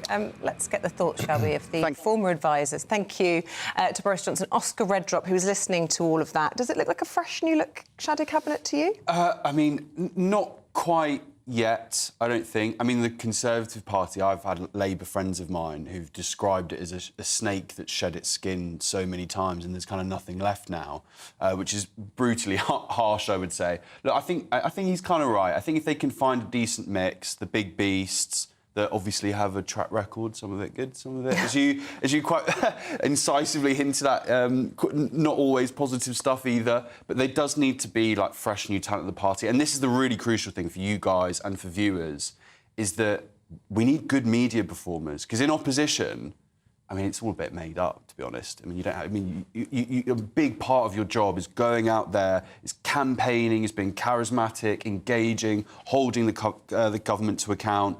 If you get quite drony media performers who don't really offer a lot and don't get the public excited and don't put Labour under pressure, then it could be quite a long few. But also, you need experience, which they've got there. They've got faces, they've got people who know the jobs, and it depends who they were playing under before. It's like having a new manager in charge of the football team. It's a really good way of phrasing it, actually. The big holes left to fill: Shadow Home Secretary, Shadow Defence, Shadow Health. I'm presuming Victoria Atkins will get Shadow Health. I don't know. Well, I have to say, actually, she could do any of those jobs. Right. I mean, I know she wasn't always the biggest fan of Boris, so, you know, but I just thought she was just so impressive, so talented, and actually, like, if she comes on the show, and she should do, whichever job she gets, she's someone you're really struck by is like a real person. You know, you meet those... It's very relatable. Yeah, you meet those politicians, you're like, you are some kind of weird AI alien thing, and she has real personality. And Oscar, let's talk about America. You talk about she's a real person and whatever. Donald Trump's not a real person. There's absolutely not. He's like some sort of machine, some sort of robot, AI, whatever, let loose. Then you've got Kamala Harris. Well, I don't know what she is. We don't really know a lot about her. So these are the two best candidates the United States of America can put forward. One of them is going to be running the most powerful economy in the world from tomorrow. Which one? Who should it be? Oh. Not who should it be. Who do you think will it be? Well, I've far more intelligent American experts completely sitting on the fence and unable to call it or refusing to call it and saying it's way too close, and, you know, and there's probably some truth in that. I've really flipped between the two. I wake up one day and it all just feels like this is Trump. Your predictions, but who's your heart with? Oh, here we go. No, I don't get the Harris thing. That's one thing I will say. I completely understand the reservations about Trump. They are clear as and obvious as you know. I mean, if he was a British politician, he would not be running. Wouldn't exist. It would not happen. It would not happen. And for people who say, "Oh, well, Boris is just as," you know, that kind of Boris derangement theory, kind of syndrome that people have about Trump. But look, Harris, she hasn't got it. She just has not got it. That is my worry. So you'd vote Trump, is what you're saying? I think, you know what? I think I probably would. And I know there are people who, like, fence it and aren't willing to say that, but I think I probably would. Wow. And I watch him connect with the working class in America, and there's something to be said for that. And it is undeniable. That power is undeniable. Well, that's how Oscar would vote. How, though, would you vote at home? This is what we want to know this morning. How would you two vote? You can't just we're impartial on that, I'm afraid. We never say how we vote. Well, I'll say, she can sit in the fence all she wants. Trump should not be there. Okay, he should not be considered. It's not even a question of what I think of her. He should not be allowed to stand for public office. The meaning of the office of president. That is fair. Okay. That is fair. But you'd still vote for him. Right, well, this is what Oscar Redrup thinks, this is what Eamonn thinks. What do you think at home? At GB News, we love to hear that. Every day we're going to be running a special poll of the day. And today, we want to know if you were casting a vote in the US election, who would it be for? Send us your thoughts and we'll bring you that result live throughout the day. And the final result will be on Martin Daubney's show, but we'll have our own little summary of our breakfast viewers at about 9:30, 9:15, something like that. Very good. Right, what are we doing next? We're going to take a break and... no, we're not. We're going to give the Great British Christmas giveaway thingy-majiggy £25,025 for some reason. Here it is.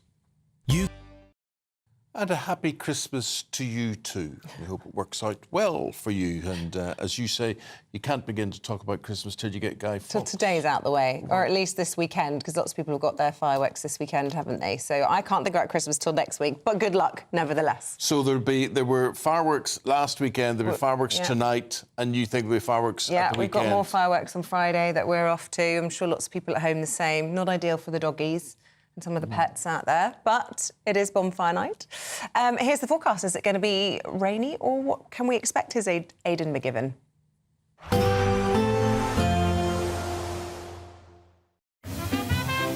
Heavy showers first thing will be followed by a warm, cosy day. Boxed Boilers, sponsors of weather on GB News. Hello, a very good morning to you. We're going to see a lot of settled weather today, a lot of cloud, though, at the same time. Sunshine for some, and for virtually all of us, it's a calm but relatively misty bonfire night. Now, across the UK, we've got this layer of low cloud. That's giving some hill fog in western parts and some patchy drizzle across western hills and coasts. But it is being broken up by the hills to the south of northern Scotland, so some decent sunshine developing here into the afternoon. 1 or 2 cloud breaks developing towards the southeast as well. A few glimmers of sunlight coming through. Wherever you are, though, it's mostly dry and calm. 13 or 14 Celsius typically, but 1 or 2 spots up to 15 or 16 Celsius. So for bonfire evening, the best of any clear spells will be across northern Scotland. A strengthening breeze out towards the west and some rain coming along later for the Outer Hebrides, but otherwise it's largely dry. Fairly gloomy for the southwest of Scotland, some drizzly showers moving in. And those drizzly showers also affecting North Wales, perhaps parts of Northern Ireland. A lot of cloud across Wales and England. Just a few breaks there into the evening across the southeast, but where we do see some cloud breaks, well, they're likely to fill in with some fog, assisted by the bonfire smoke, of course. And as a result, a gloomy night to come. A lot of low cloud and some fog in places. And by the start of Wednesday, well, it is going to be a poor visibility kind of morning for many. Some tricky driving conditions first thing. A mild start, though, temperatures in the double figures. And actually, northeast Scotland gets off to a colder start, but it's brighter here. Some outbreaks of rain just skirting the far north and northwest of Scotland for a time before it dries up later. And it's a little more breezy out towards the west, but this breeze is coming from the south. That'll help to break up the cloud across North and West Wales, as well as northern Scotland. But for most, it stays grey. Some fog patches in the south could last all day. Expect a warm front, moving from the kitchen right through to the rest of the house. Boxed Boilers, sponsors of weather on GB News. Right, if you're a pensioner, you will be very attached to the triple lock on your pension, but there is some discussion about whether or not that should be abolished. This is being discussed in the Isle of Man, where, of course, they regulate themselves. But if they start, will we be next? Who knows? We'll be debating all of that in a moment. Court cases. A presidential dropout. Assassination attempts. This has been a US election like no other. And if the polls are correct, it's on a knife edge. Stay up with us as the drama unfolds and America decides their next president. We'll discuss what it means for them, for the world, and for our special relationship. America Decides, tonight from 11. Only on GB News. It's Patrick Christie's Tonight, and here we do things differently. It's explaining the absolute madness of this, doesn't it? It's explosive. I mean, this is very good. It's lively. 850. Your government sat there, Sean, and it did nothing. It's controversial. And the Middle East has been in turmoil since before I was born. It's everything you need to kickstart your evening. Everyone's had their Weetabix tonight. I love to see it. That's Patrick Christie's Tonight, weeknights from 9 p.m. Only on GB News, the People's Channel, Britain's news channel. Join me, Nana Akwe, for an informative, interactive news programme with a difference. It's fun. No, he didn't say that, though.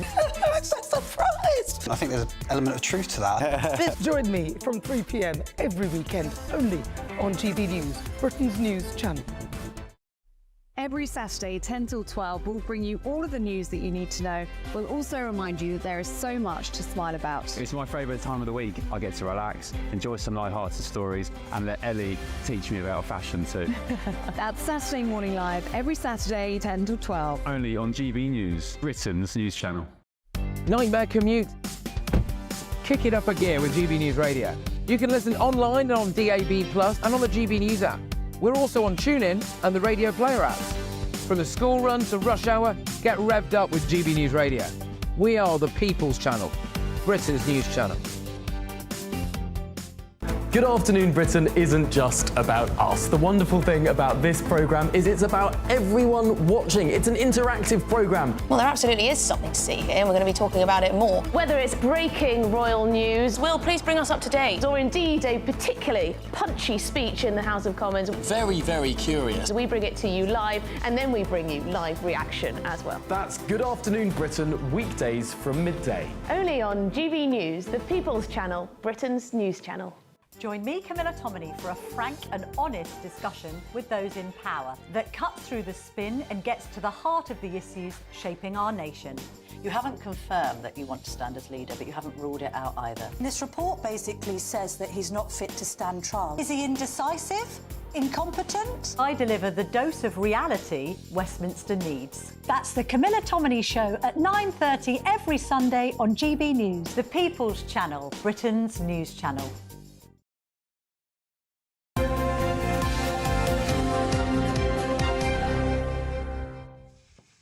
Welcome back. The Isle of Man is considering scrapping the state pension triple lock to save its social security system. So, higher life expectancy means the island's pension fund is projected to run out by 2047. Question is, should the rest of Britain have a look at what they're doing and follow?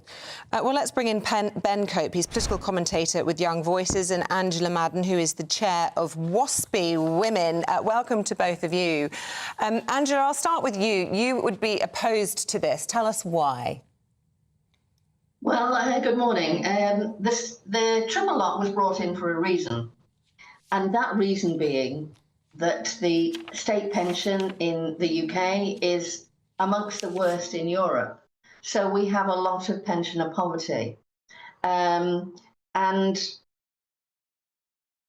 we need to increase the state pension over time rather than all in one go, so that people living on the state pension and perhaps a meagre occupational pension have enough money to live on.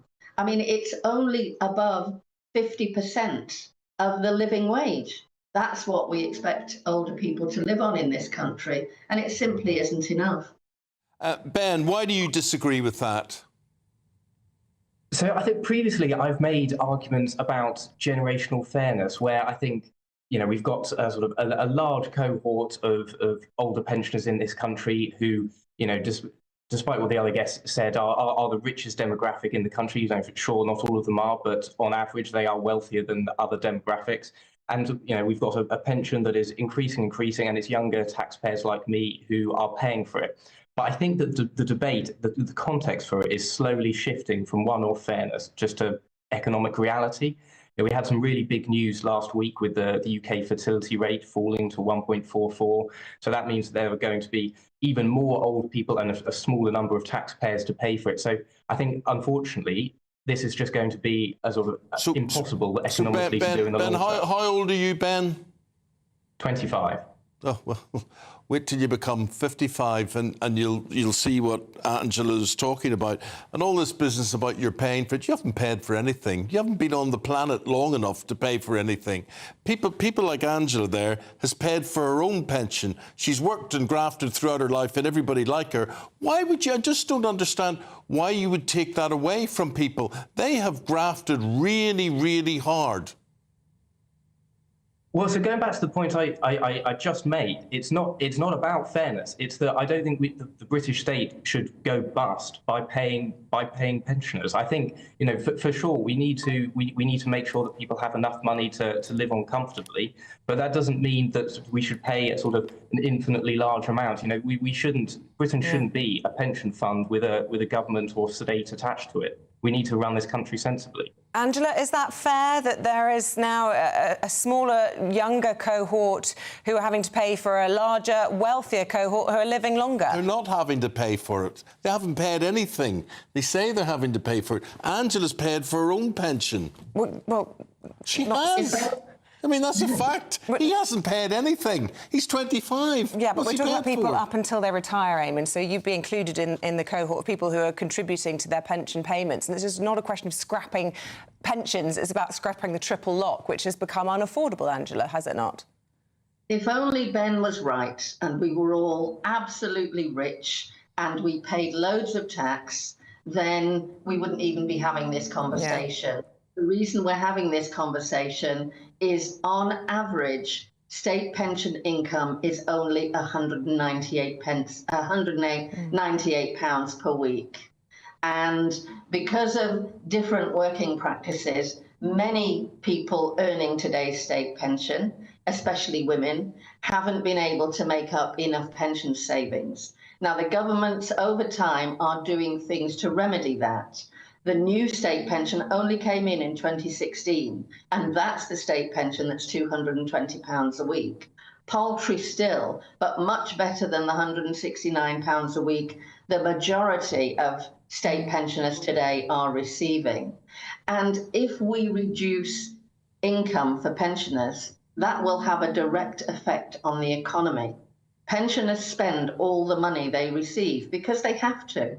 It still isn't enough to live. We've already lost the winter fuel allowance. So what will happen is £200 from every pensioner household in this economy will not go into the general economy. It will go into the bank accounts of the energy companies, because we have to pay our bills first before we do any discretionary spending. Ben, a final thought on this, because, I mean, it's not like pensioners can go and get a job to make up the shortfall, and they don't know how long they're going to live for now. Yes. This country spends about £1.1 trillion a year. Nearly a third of that is spent on different forms of spending, government spending, that ultimately make their way to older people. I think as we've got an ageing population, we need to review this. It's not affordable. OK. OK, thank you both very much indeed. They've had their say. Have your say. That's what the Isle of Man is debating. Should we follow suit and think about leaving pensioners out in the cold when it comes to retirement? Let us know your thoughts. Coming up, we've got Paul with sport right after this.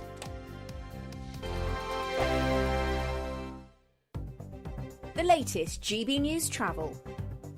Good morning, I'm Russell Holding. Trains have been stopped between Hull and Scarborough because of a points failure at Driffield. On the M1 in Leicestershire, it's a lane closed northbound where overnight roadworks have overrun between junctions 20 and 21 from Lutterworth to Leicester, causing delays. Chiltern rail services aren't running between Great Missenden and Marylebone Station in London after strike action on London Underground got suspended. Too late to reinstate that line. The M25 in Surrey, there are clockwise queues towards and past junction 11 at Chertsey after traffic was stopped because of an accident. The queues back to junction 10 for the A3. On the M26 in Kent, it's taking around half an hour in queues approaching the M25 because of roadworks. And the M3 in Hampshire is closed northbound between junctions 7 and 6 near Basingstoke, where overnight roadworks have overrun, causing queues. And that's the latest. You can stay up to date throughout the day by visiting our website, gbnews.com. Mark Dolan tonight is your weekend dose of news, debate and entertainment. This sounds like a wild conspiracy theory. Don't miss My Big Opinion, Mark Meets, and My Take at 10. Democracy is a funny old thing. And we don't do boring, not on my watch. I just won't have it. Let's go and get another glass of that bubbly. You've earned it. That's Mark Dolan tonight, Saturday and Sunday, 9 to 11, only on GB News, the People's Channel, Britain's news channel. Welcome to State of the Nation, daily plunge into the stories shaping our country. I'm Jacob Rees-Mogg, and Monday to Thursday we bring you the insights, the facts, the truth about how our country is being governed. Because what happens in Downing Street matters down your street. Tune in to State of the Nation every Monday to Thursday, 8 to 9 o'clock. Only on GB News, the People's Channel, Britain's news channel. Why go out on a Friday night when Friday night comes straight to your home? Talking about. Join me and my A-team of top pundits. Chemistry tonight is electric. As we tackle the big stories of the day with wit, insight and fearless energy. Man of the people. It's all vibe. Just a filing cabinet on wheels with a tie on. So, order in Friday Night Live with me, Mark Dolan, every Friday at 8, only on GB News, the People's Channel, Britain's news channel. Good Afternoon Britain isn't just about us. The wonderful thing about this programme is it's about everyone watching. It's an interactive programme. Well, there absolutely is something to see here, and we're going to be talking about it more. Whether it's breaking royal news, Will, please bring us up to date, or indeed a particularly punchy speech in the House of Commons. Very, very curious. We bring it to you live, and then we bring you live reaction as well. That's Good Afternoon Britain, weekdays from midday. Only on GB News, the People's Channel, Britain's news channel. Court cases. A presidential dropout. Assassination attempts. This has been a US election like no other. And if the polls are correct, it's on a knife edge. Stay up with us as the drama unfolds and America decides their next president. We'll discuss what it means for them, for the world, and for our special relationship. America Decides, tonight from 11. Only on GB News.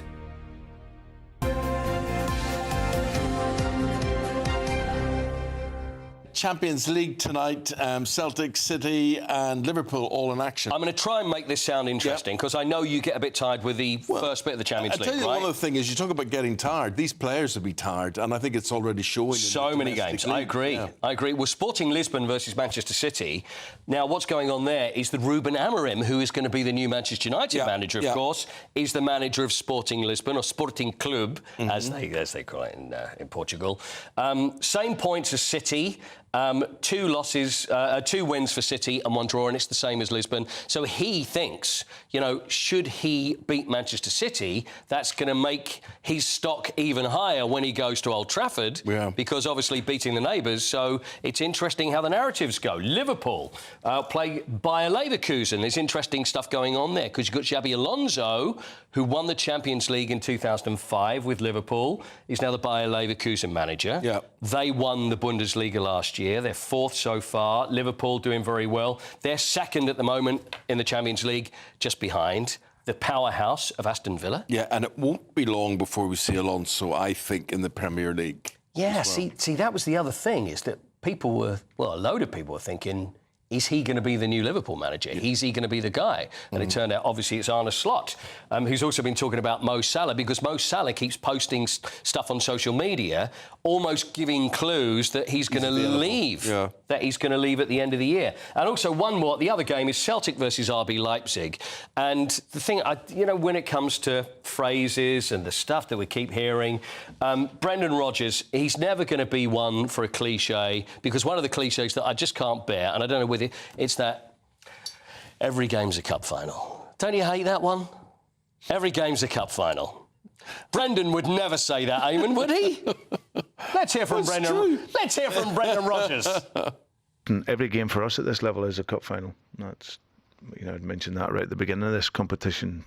To our players, we have 8 finals to see if we can get into that playoff stage. So they've had tough games.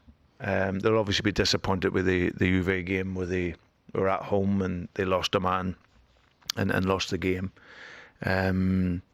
But of course, you come into this 4th game, then they'll be obviously desperate to get points on the board. But thankfully, we are too, and that should mean for a really, really fantastic game.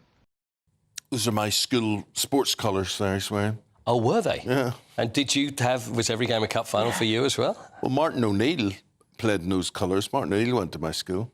Did he? Did you play alongside Martin O'Neill? No, he was 6 years older than me. Right. So I would only been there a year while he was there. OK. Yeah. And you knew, and he was well known amongst the school that he was a bit of a talent? And his brother, Owen Rowe, they were very... What's his name?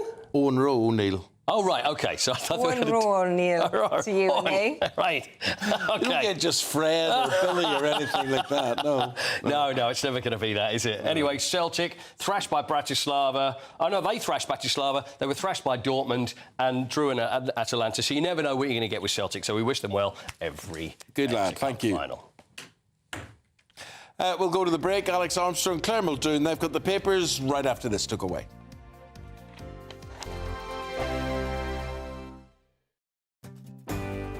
I'm Nana Acquia. This is GB News, Britain's news channel.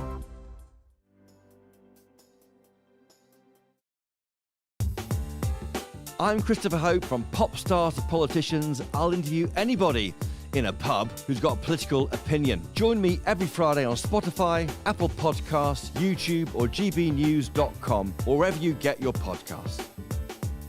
This is GB News, the People's Channel.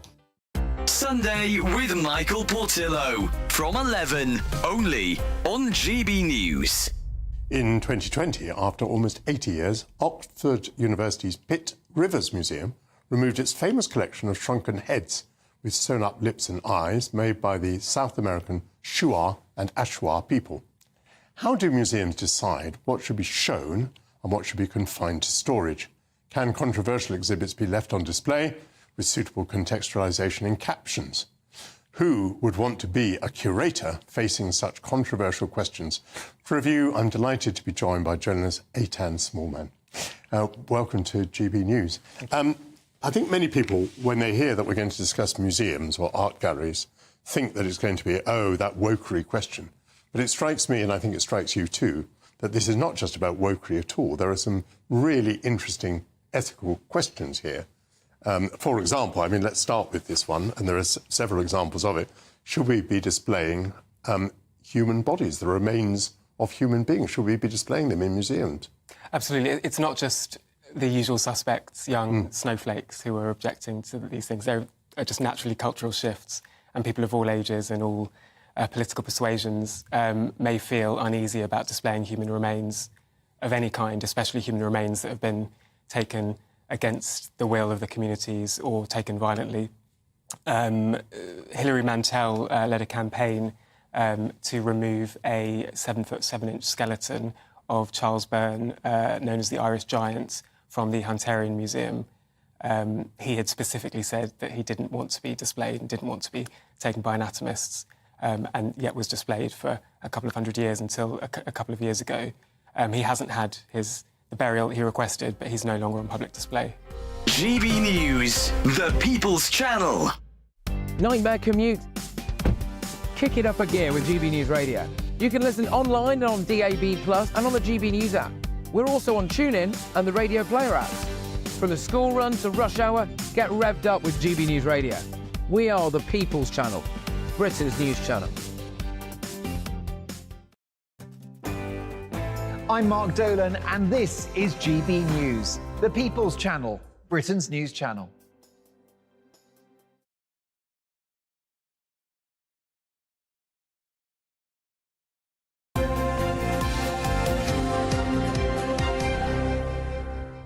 Claire Muldoon, Alex Armstrong, they've got the papers for you this morning. Alex, farmers and what happened in the budget last week, there's a warning from the Farmers Union that it will hit our food supplies. Yeah, this is Tom Bradshaw. He's the head of the NFU, the National Farmers Union. Now, the Labour government in their budget, of course, this is the death tax, the inheritance tax, is saying that this new proposal will only impact a very small percentage of farmers. But the NFU are saying differently. They're saying the farmland that will be impacted is where 75% of our food comes from. Now, this is quite a big problem for us going forward, because if we want to have a sustainable food supply in our country and we want a generation of farmers, which is where farming mostly comes from, it's generational, to stay in the hands of farming communities, then we need to protect them. This is very straightforward stuff, and the NFU is saying they haven't done their due diligence, which is quite reminiscent of what happened with the winter fuel payments. Yeah. You know, they work 7 days a week for £28,000 a year, which is not a lot. Not a lot. And they are on it all the time. 24/7. 24/7, they are there,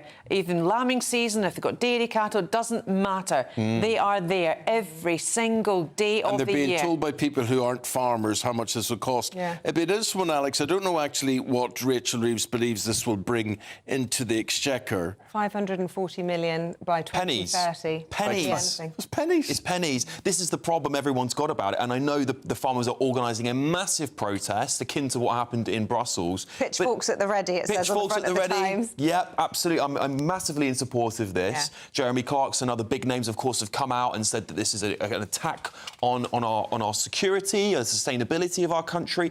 And what are they hoping to gain from this policy? As we said, it's pennies. There's very little to gain here. And also, the inheritance tax, the way it's going to be written up, they're going to have to sell off part of the land to pay the tax. Yeah. Now, they're saying you can pay the tax over 10 years or 1 year. I don't care. It's too much. And who are they going to sell it to? Who's going to buy that farmland? Amazon depots and all sorts of people. Thank you. Yeah, and all the big estates who are owned by the landed gentry, who, quite frankly, it's quite clear that Labour are going after with this policy, will all have all their estates wrapped up in trusts. order, Exactly. and will not be affected. As always with these sorts of taxes, the people who are actually wealthy will find a way to not pay them. Also, something I think that's really pernicious and I really dislike, and I wish I'd brought this up with Wes Streeting, is when they say this is a small minority of farmers will be affected by that. OK, so they don't matter? Yes. Just because it's a small number? Why do it? Just because it's a small number. I thought the message was we weren't going to tax working people. Are farmers not working people? They're one of the hardest working people in the country. hardest of workers, I'd say. Absolutely. Rachel Reeves' message yesterday was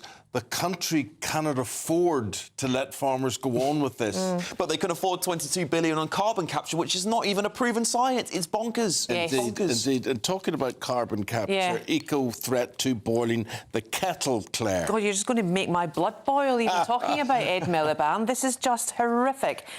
Eco-threat to boiling a kettle, you're going to be told when you can and when you cannot go for a cuppa to your kitchen and put the kettle on. My goodness me, there used to be price surging years ago, back in the 70s and 80s. There was a thing called White Night, and quite a lot of, because it was a lot of stay-at-home mums then would put on their washing overnight, so because it was cheaper, right? And that's the way you ran your house, because you had tight budgets. Now, because we're so laissez-faire, I'd say, of, getting whatever we want, when we want, it's much easier to do it. But what's he gone and done now? We're going to have to do thermos flask. He's going to switch it off. Put in a for when you want a cup of tea. I mean, do you have a smart meter in your home? I imagine you're the sort of person who does. I mean, when you put the kettle on, you do see the needle swings round. You really do. And it really does eat just a kettle. energy. Yeah, just a kettle. Eats a huge amount of energy. But the thing, there was another story today that is really interesting that accompanies this, is that 70% of people who are poor pensioners are using their kettle to stay warm, having cups of tea, having cups of coffee, and actually scalding, and they're actually burning their hands. There's a massive increase in people going to hospital because they're burning just to stay warm. And this is quite sad, and this is this eco-lunacy we don't need in this country when everyone's suffering as it is. I read poor timing. An awful article recently about the amount of people who are admitted to hospital with burns from hot water. That's the one I'm talking about. Right. That's the one, and it's pensioners mostly suffering because they're trying to stay warm, filling up the hot water bottles. Apparently, there's a sell-by, or there should be a sell-by date on hot water bottles. They're only given a certain amount of time, say it's 2 years or so. Because of the perishing of the rubber. Correct. Your rubber perishes. Yes, which it does do. It does. But, you look at what's happened in Valencia, you look at what's potentially going to happen in Barcelona. These measures are all designed to try and clean up the environment. No, I'm sorry. Those floods happened in 1957 in Valencia, OK? And the EU made Spain take out a lot of the dams, and all it's done is moved and displaced. It's got nothing at all to do with the environment. Rain in Spain at the moment on the plane. Whether you accept it's climate caused by the environmental change or not. I think it's more man-made, to be honest with you. Let's talk about the office work, Alex. Office work is eating into lunch breaks. I would have thought that was sort of always the case, but tell us the story. Well, OK, so I've got some very interesting stats for you here. So 23% of people surveyed, 1,200 people were surveyed, said they feel pressured not to take a lunch break or not to take their full lunch break, at least at this moment in time. Is that because they work from home? Well, quite possibly. I suspect those people are having a much longer lunch breaks than I am. And so some even more here. 22% missed a medical appointment because they feel they're too pressured at work. 20% missed child school events. 29% of people said they missed exercise.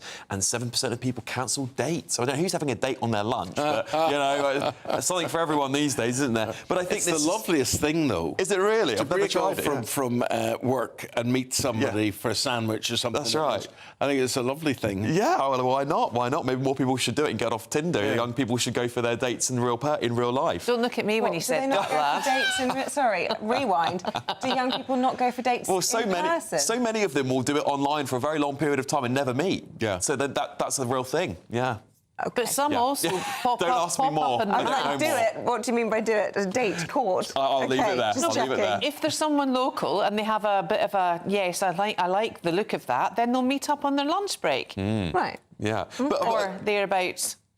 Well, it's quite interesting because you're talking about the work from home thing. So I do find this quite interesting, but this is saying specifically office workers. Okay. So there we go. Very small poll then. What about this German Christmas market, which is restricting drinks to one only? No, I mean, where is the Merry and Merry Christmas? They certainly don't do that in German Christmas markets, let me tell you. No, they don't. No. But one of the first Christmas market, I mean, I think Christmas markets are a bit of a sham, really.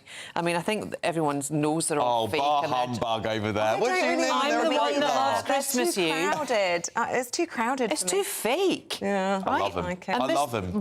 Do you? Oh, move. They brighten up the high streets. No, they don't. So boring, you know. No, they don't. Birmingham now is the first one in this country to have opened it. And we were talking a couple of weeks ago, actually, that the Christmas time is actually coming closer and closer and closer to summer, right?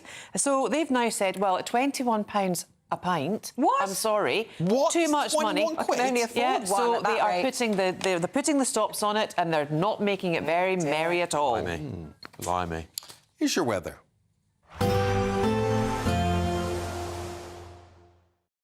Expect a warm front, moving from the kitchen right through to the rest of the house. Boxed Boilers, sponsors of weather on GB News. Hello, a very good morning to you. We're going to see a lot of settled weather today, a lot of cloud though at the same time. Sunshine for some, and for virtually all of us it's a calm but relatively misty bonfire night. Now, across the UK, we've got this layer of low cloud. That's giving some hill fog in western parts and some patchy drizzle across western hills and coasts. But it is being broken up by the hills to the south of northern Scotland, so some decent sunshine developing here into the afternoon. One or two cloud breaks developing towards the southeast as well. A few glimmers of sunlight coming through. Wherever you are, though, it's mostly dry and calm. 13 or 14 Celsius typically, but one or two spots up to 15 or 16 Celsius. So for bonfire evening, the best of any clear spells will be across northern Scotland. A strengthening breeze out towards the west and some rain coming along later for the Outer Hebrides, but otherwise it's largely dry. Fairly gloomy for the southwest of Scotland, some drizzly showers moving in. And those drizzly showers also affecting North Wales, perhaps parts of Northern Ireland. A lot of cloud across Wales and England. Just a few breaks there into the evening across the southeast, but where we do see some cloud breaks, well, they're likely to fill in with some fog, assisted by the bonfire smoke, of course. And as a result, a gloomy night to come. A lot of low cloud and some fog in places. And by the start of Wednesday, well, it is going to be a poor visibility kind of morning for many. Some tricky driving conditions first thing. A mild start, though, temperatures in the double figures. And actually, northeast Scotland gets off to a colder start, but it's brighter here. Some outbreaks of rain just skirting the far north and northwest of Scotland for a time before it dries up later. And it's a little more breezy out towards the west, but this breeze is coming from the south. That'll help to break up the cloud across North and West Wales, as well as northern Scotland. But for most, it stays grey. Some fog patches in the south could last all day. A nice bright morning will generate a lovely warm day, right through to the evening. Boxed Solar, sponsors of weather on GB News. The latest GB News travel. Good morning, I'm Russell Holding. The M9 in Falkirk is blocked southbound by an accident between junctions 4 and 3 from Polmont to Linlithgow. There are queues from junction 5 at the Cadgers Brae roundabout. Trains have been stopped between Beverley and Scarborough because of a points failure on the M62 in Greater Manchester. 2 out of 4 lanes are closed eastbound after an accident between junctions 18 and 19 from Sinister Island to Hayward, causing delays. Chiltern rail services aren't running between Great Missenden and Marylebone Station in London after strike action got called off too late to reinstate the service. On the M26 in Kent, it's taking nearly half an hour in queues approaching the M25 because of roadworks. The M3 in Hampshire's closed northbound between junctions 7 and 6 near Basingstoke, but overnight roadworks have overrun, causing queues. And in Devon, the A396 is closed off the A361 at the Bolham roundabout after an accident, causing delays. You can stay up to date throughout the day by visiting our website, gbnews.com. You could win Christmas. Good luck. This is Britain's Newsroom, where your voice matters. It's just astonishing. With expert analysis and honest opinion, we don't just keep you informed. We bring you unique perspectives you won't see anywhere else. Can't argue with any of that. When the news happens, it happens here. On Britain's Newsroom, weekdays from 9:30 a.m. Only on GB News. In the GB Newsroom, we bring you the news as it happens. With our team of dedicated journalists across the UK, we're ready to keep you up to date with what's happening every half an hour, every single day. Bulletins here on GB News, the People's Channel, Britain's news channel. If you want your news to be straight talking... This is a nightmare for the Conservatives again. Down to earth. It's not just Nottingham where this is happening, is it? And most importantly, honest. Hard-working, middle-class taxpayers, they'll get their book thrown at them. Then catch me, Martin Daubney, Monday to Friday, 3 till 6 p.m. on GB News, Britain's news channel.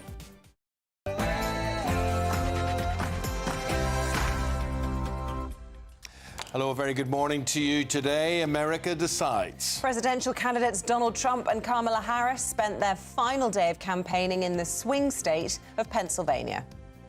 Nigel Farage has spoken out, telling Donald Trump he should accept the result and go and play golf if Kamala Harris wins. The new Conservative Party leader, Kemi Badenoch, appoints her shadow cabinet with the leadership rival, Robert Jenrick, apparently joining her top team. Earlier, we spoke with the chair of the Conservative Party, Nigel Huddleston. One of the key things Kemi wants to do is unite the party and make sure that we draw in all the talents in terms of those serving in the shadow team. Phasing out smoking, we spoke with the Health Secretary about the government's plans to create a smoke-free Britain. We still see smoking as the single biggest killer, 80,000 deaths a year, 1 in 4 cancers directly attributable to smoking, and 2/3 of smokers killed by their addiction. The government faces a backlash as Education Secretary Bridget Phillipson has announced university tuition fees are to rise for the first time in 8 years. In Cape Town is the Prince of Wales, there for his Earthshot Prize, following meetings with young environmentalists. Today he will meet the country's president. And in the sport this morning, Fulham scored 2 very late goals to beat Brentford 2-1. Champions League's back tonight. Manchester City, Liverpool and Celtic all in action. And in rugby, the lid's been lifted on Eddie Jones bullying as England coach. It's another grey start to the day for many of us. How's it looking for bonfire nights? Will it stay dry? Will it stay calm? I'll have the full forecast coming up soon. Hello there, very good morning to you. I'm Eamonn Holmes. I'm Isabel Webster and this is GB News Breakfast.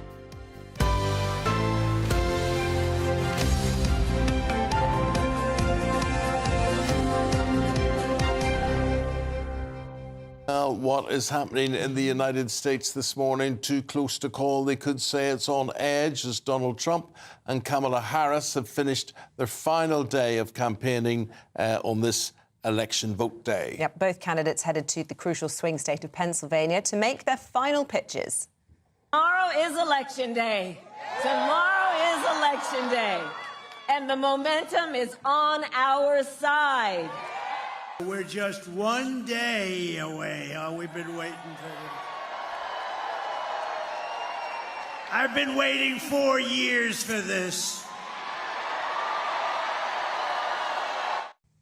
Well, also in Pennsylvania was Reform UK leader Nigel Farage. He received a special shout-out from Donald Trump. You have a man from Europe. I don't know if he's here. I saw him backstage. What he did was, and what he is doing is sort of what we did a few years ago. He's doing a great job. He's always been my friend for some reason. He liked me, I liked him. And he's shaking it up pretty good over there. He was the big winner of the last election in the UK, and he's a very spectacular man, very highly respected, Nigel Farage.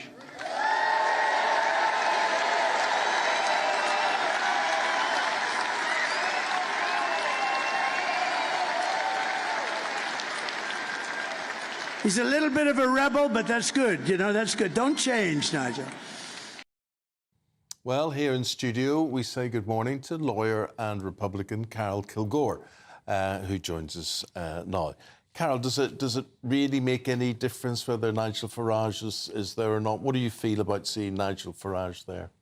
I think it's good for moral support. I think Donald Trump is obviously very confident persona, but he must like having his friends around. And as you said, it is a potentially close race, particularly in a state like Pennsylvania, which I believe is going to be the actual key state that's going to decide the election. Why do you say that, and what makes it a swing state and a key state? Well, Eamonn, there are 7 battleground states. The 3 most critical ones, which is called the Blue Wall, is Pennsylvania, Wisconsin, and Michigan. Mm-hmm. Essentially, there's been a lot of migration across the borders between Wisconsin and Michigan due to some very left-wing policies that have driven more conservative voters across the state lines. So that's why you've got the mix there of those states being very close to call. And also, those states have a number of electoral votes. The way it works is each state has a certain number of votes. So it's like the states vote independently of each other. And the critical battleground states also, besides being close, they have a lot of electoral votes. Another state to watch is Iowa, which only has either 3 or 4 electoral votes, but they were not expected to go for Kamala, and they actually have been polling quite high for her. Additionally, California is a key state to watch because it's obviously Kamala's home state. And you will see her policies, her party's policies have actually really changed not only the demographic, but the economics of California. A lot of Californians have been fleeing, essentially, to lower tax, more business-friendly states like Texas. Yeah. And with California and the economy and the fact that she was the district attorney there, and basically a lot of people think that she was soft on crime, which in some respects she would lock up people for kind of low-level crimes like marijuana possession, but then she would free violent criminals. Another thing she's done in California, which is very controversial, of course, is she had arrested the parents of children who skipped school, who are truants. And there's a few instances where, for instance, one lady was, her child was disabled and was not able to go to school, and she ended up being arrested and lost her job because of this. So Kamala is known, at least for when she was a DA in California, for very unfair kind of policies that weren't for ordinary people. It's interesting because we could be in a situation where we've got Nigel Farage being quoted in a number of the papers saying if Trump loses, he must accept the results and not fight it. But one suggestion that he's made is that Kamala Harris should pardon Trump as soon as she gets into office to quell some of the rage that could lead to riots across the state. Now, you talk about her being soft on crime. He's a convicted felon, an adjudicated rapist. He's not safe to work with children under American law. Would that help improve the situation if he was forgiven all of those crimes? So that's a really interesting question, Isabel. I believe that Kamala will not pardon Trump if she gets in the White House. Part of it is because, in other words, when she was DA, her policies actually released rapists and murderers into the streets. So she's soft on, I mean, I'm not saying Trump is a hardened criminal like a rapist or a murderer, but if you're going on that logic of, that he's kind of this hardened criminal. She's actually more likely to release him on that logic. However, I think that she won't do that because she wants to make an example of him. He will be set as an example. It's sentencing in 3 weeks, isn't it, for the 34 felony convictions that he's facing? So this is high stakes for him and for his core. How will you feel if he loses? Well, I wouldn't feel anything personally, but I just would feel sorry for him, I guess, because I think that definitely if he loses, they will lock him up and throw away the key. But California, I think, is a really interesting state. And if Kamala loses it, that says a lot, to lose your home state. Now, the reality is in California, as I'm sure you've read about, Governor Gavin Newsom has allowed a law to be passed that makes it illegal to ask for voter ID at the polls, which is a really strange, law, because in America, you need ID to do pretty much to buy a beer, you need ID to get on a plane, to hold a job, to do pretty much anything. And they're saying you cannot ask, and the local governments cannot pass a rule that makes it mandatory to ask for an ID when you vote. So that could potentially lead to voter fraud. And I think because Donald Trump's quite stubborn. I think if it's a close race and there is any whiff of potential voter fraud, especially with the ID, rather than prevent it, you think it can cause voter fraud? I think if you're not permitted, certainly if you're not permitted to show an ID, and if they don't check IDs... Why do you assume if there is voter fraud that it's against Trump? Why would it only be to the benefit of Kamala Harris if there's fraud? Well, the thinking behind it is that the Democrats are against voter ID because they believe it's racist, because they think, and it's actually quite racist, the thinking that black and brown people can't get themselves an ID. But it would actually potentially allow immigrants who don't have the right to vote then, if they don't have to show an ID.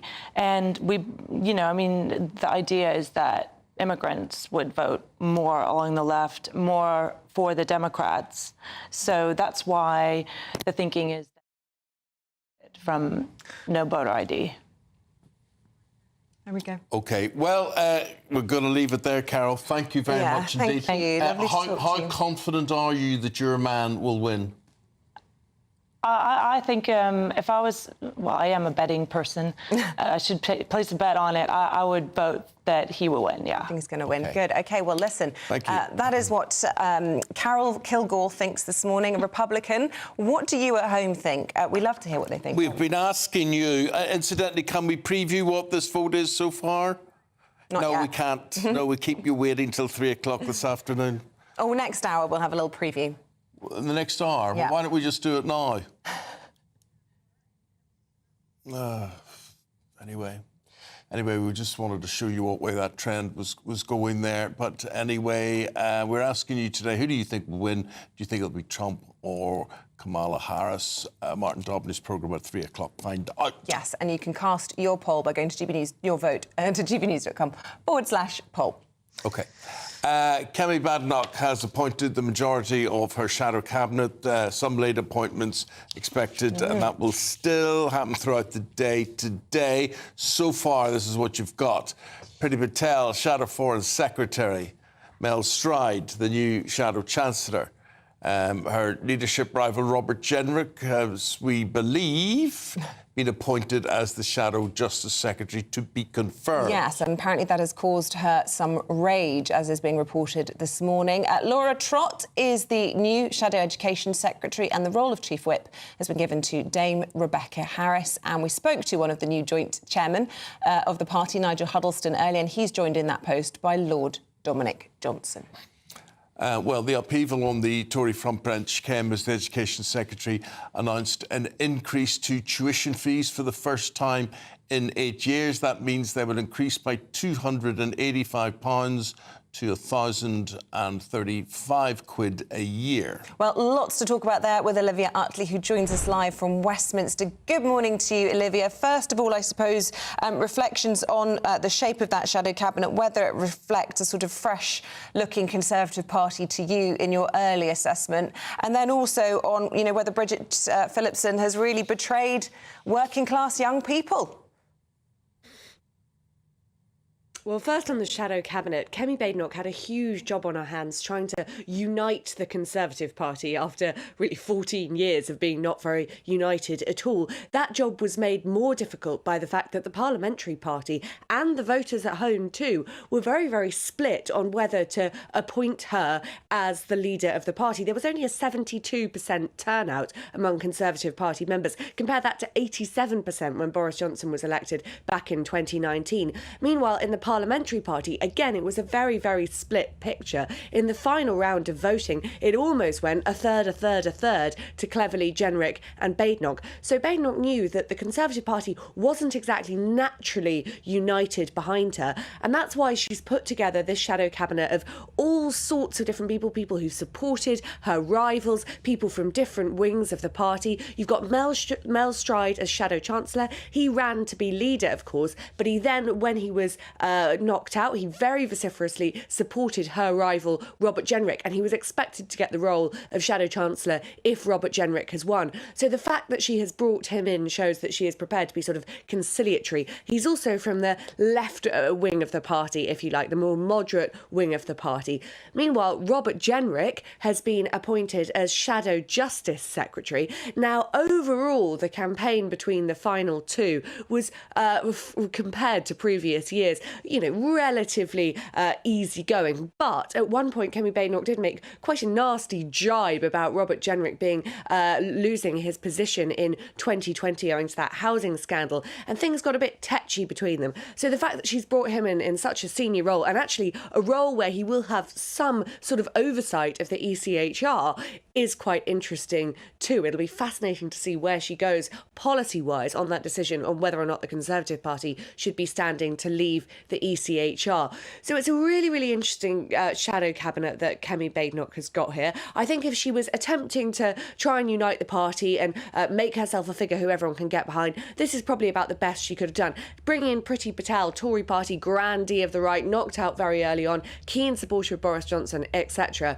as Shadow Foreign Secretary is also a sort of statement of intent here. She wants to show that she is ultimately, you know, on the right of the party, and that's where her policy will be. Really interesting shadow cabinet. It'll be fascinating to see how it fares standing up against Keir Starmer's front bench.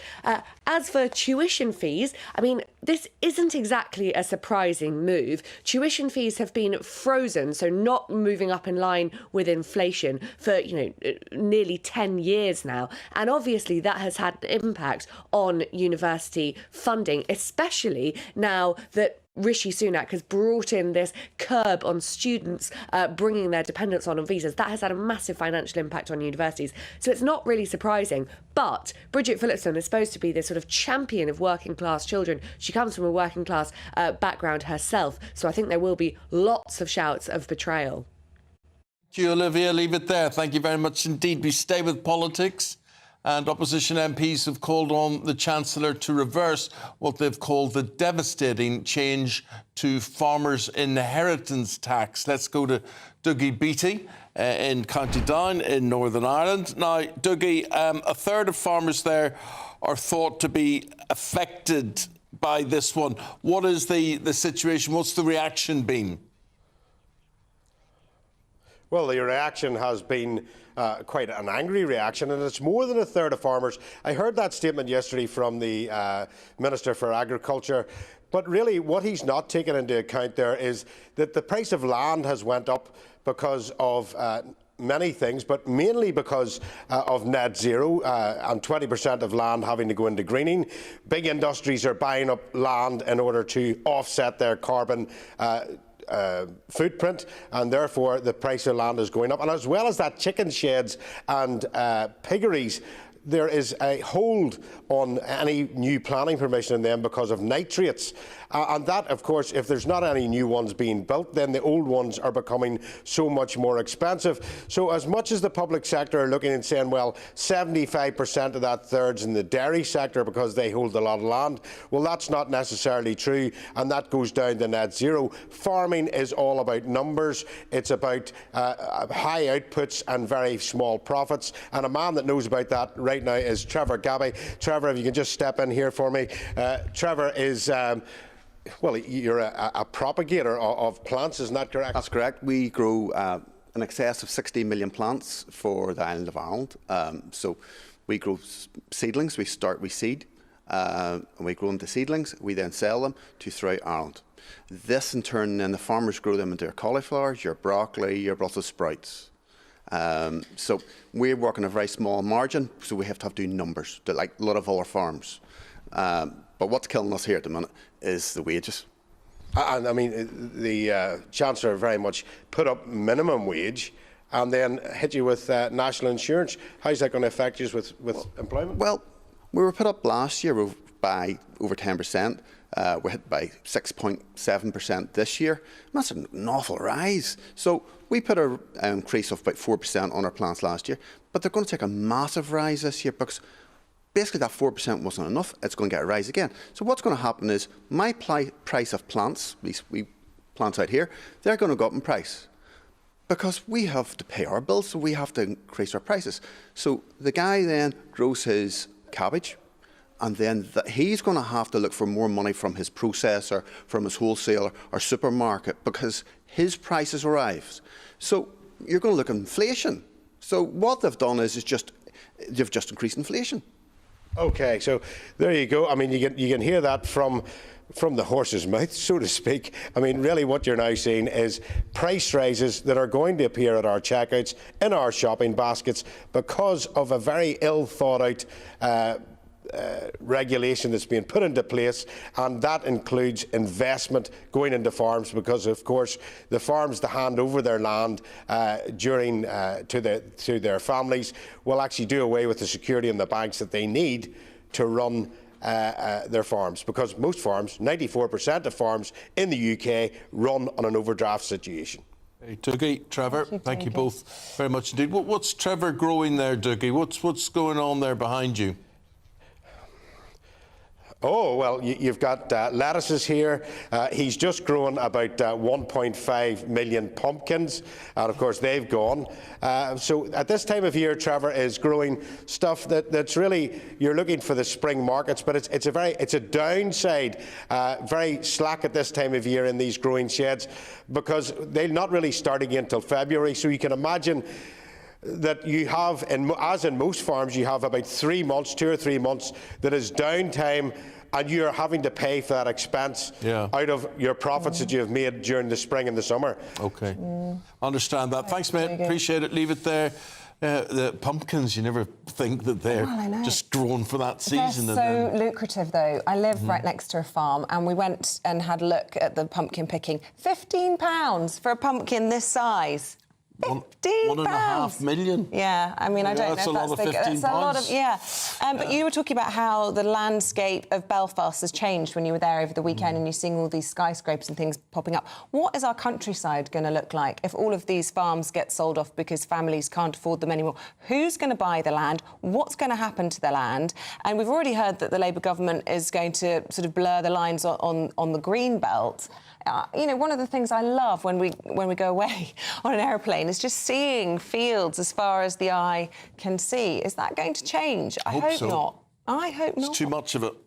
Well, too much green, there's too much rocks. Too much green, pave it over. No, you can sensibly look at development, and it's unsensibly looked at the minute. And I think we get too panicky about it. I agree with you. I think it's got to be cherished and whatever, but there's just too many blanket bans on areas, and people need to grow up about where you grow things. And sounds like then this will sort that out. All of them will be sold off in no time. Let's take a look at some of the other stories coming into the newsroom this morning.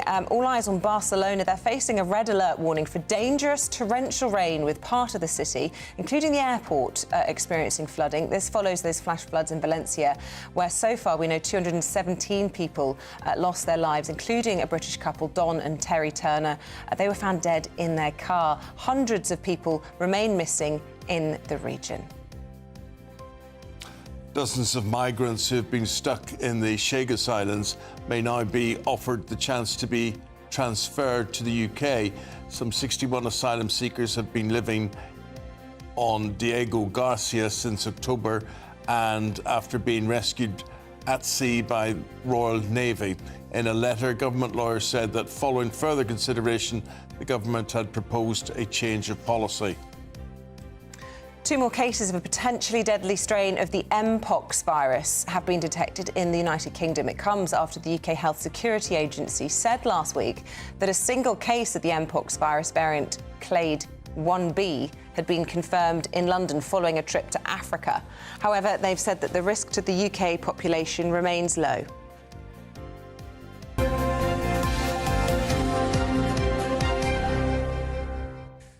Aidan McGivern with the weather picture.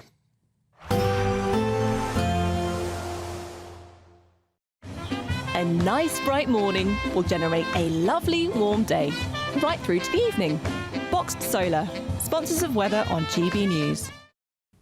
Hello, a very good morning to you. We're going to see a lot of settled weather today, a lot of cloud though at the same time. Sunshine for some, and for virtually all of us it's a calm but relatively misty bonfire night. Now, across the UK, we've got this layer of low cloud. That's giving some hill fog in western parts and some patchy drizzle across western hills and coasts. But it is being broken up by the hills to the south of northern Scotland, so some decent sunshine developing here into the afternoon. 1 or 2 cloud breaks developing towards the southeast as well. A few glimmers of sunlight coming through. Wherever you are, though, it's mostly dry and calm. 13 or 14 Celsius typically, but 1 or 2 spots up to 15 or 16 Celsius. So for Bonfire evening, the best of any clear spells will be across northern Scotland. A strengthening breeze out towards the west and some rain coming along later for the Outer Hebrides, but otherwise it's largely dry. Fairly gloomy for the southwest of Scotland, some drizzly showers moving in. And those drizzly showers also affecting North Wales, perhaps parts of Northern Ireland. A lot of cloud across Wales and England. Just a few breaks there into the evening across the southeast, but where we do see some cloud breaks, well, they're likely to fill in with some fog, assisted by the bonfire smoke, of course. And as a result, a gloomy night to come. A lot of low cloud and some fog in places. And by the start of Wednesday, well, it is going to be a poor visibility kind of morning for many. Some tricky driving conditions first thing. A mild start, though, temperatures in the double figures. And actually, northeast Scotland gets off to a colder start, but it's brighter here. Some outbreaks of rain just skirting the far north and northwest of Scotland for a time before it dries up later. And it's a little more breezy out towards the west, but this breeze is coming from the south. That'll help to break up the cloud across North and West Wales, as well as northern Scotland. But for most, it stays grey. Some fog patches in the south could last all day. We'll see a cold snap, which will quickly develop into a warm front. Boxed Boiler Repairs, sponsors of weather on GB News.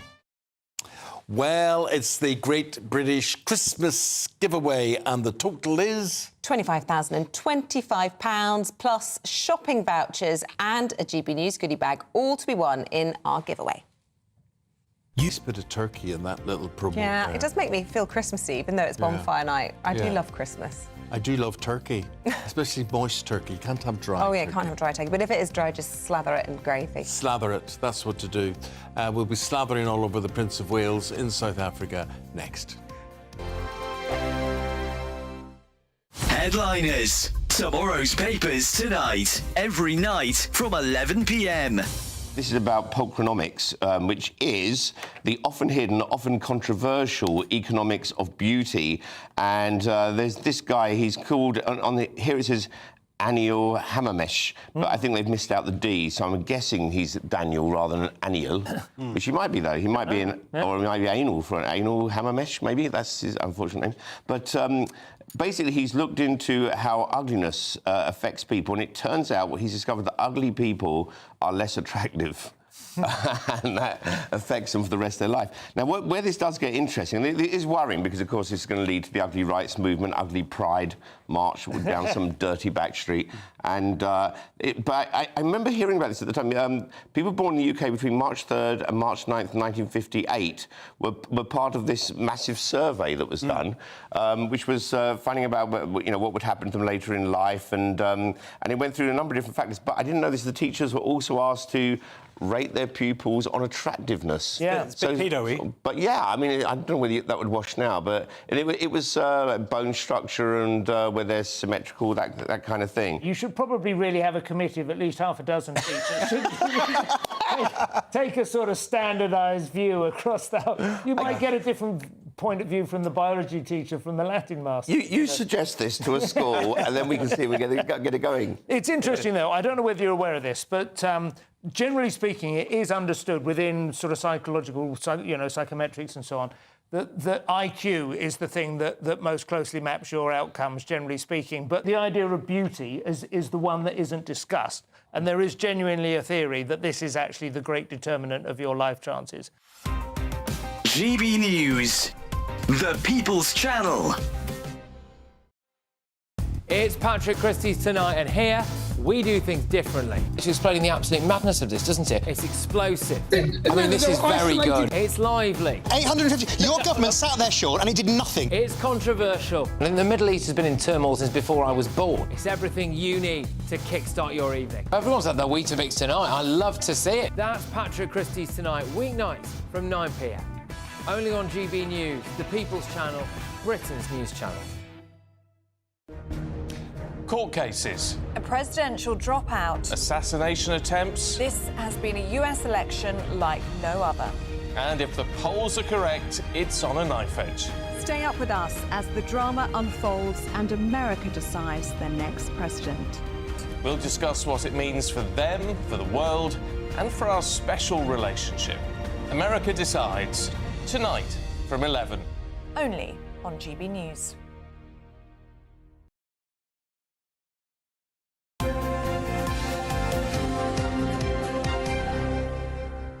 To South Africa, which is a beautiful, beautiful country. Love South Africa, Cape Town is one of my favourite places on earth. Table Mountain. I climbed that. Yeah, I did the first live television broadcast from there. Did you? A whole 3.5 hours. You probably met Mandela, did you?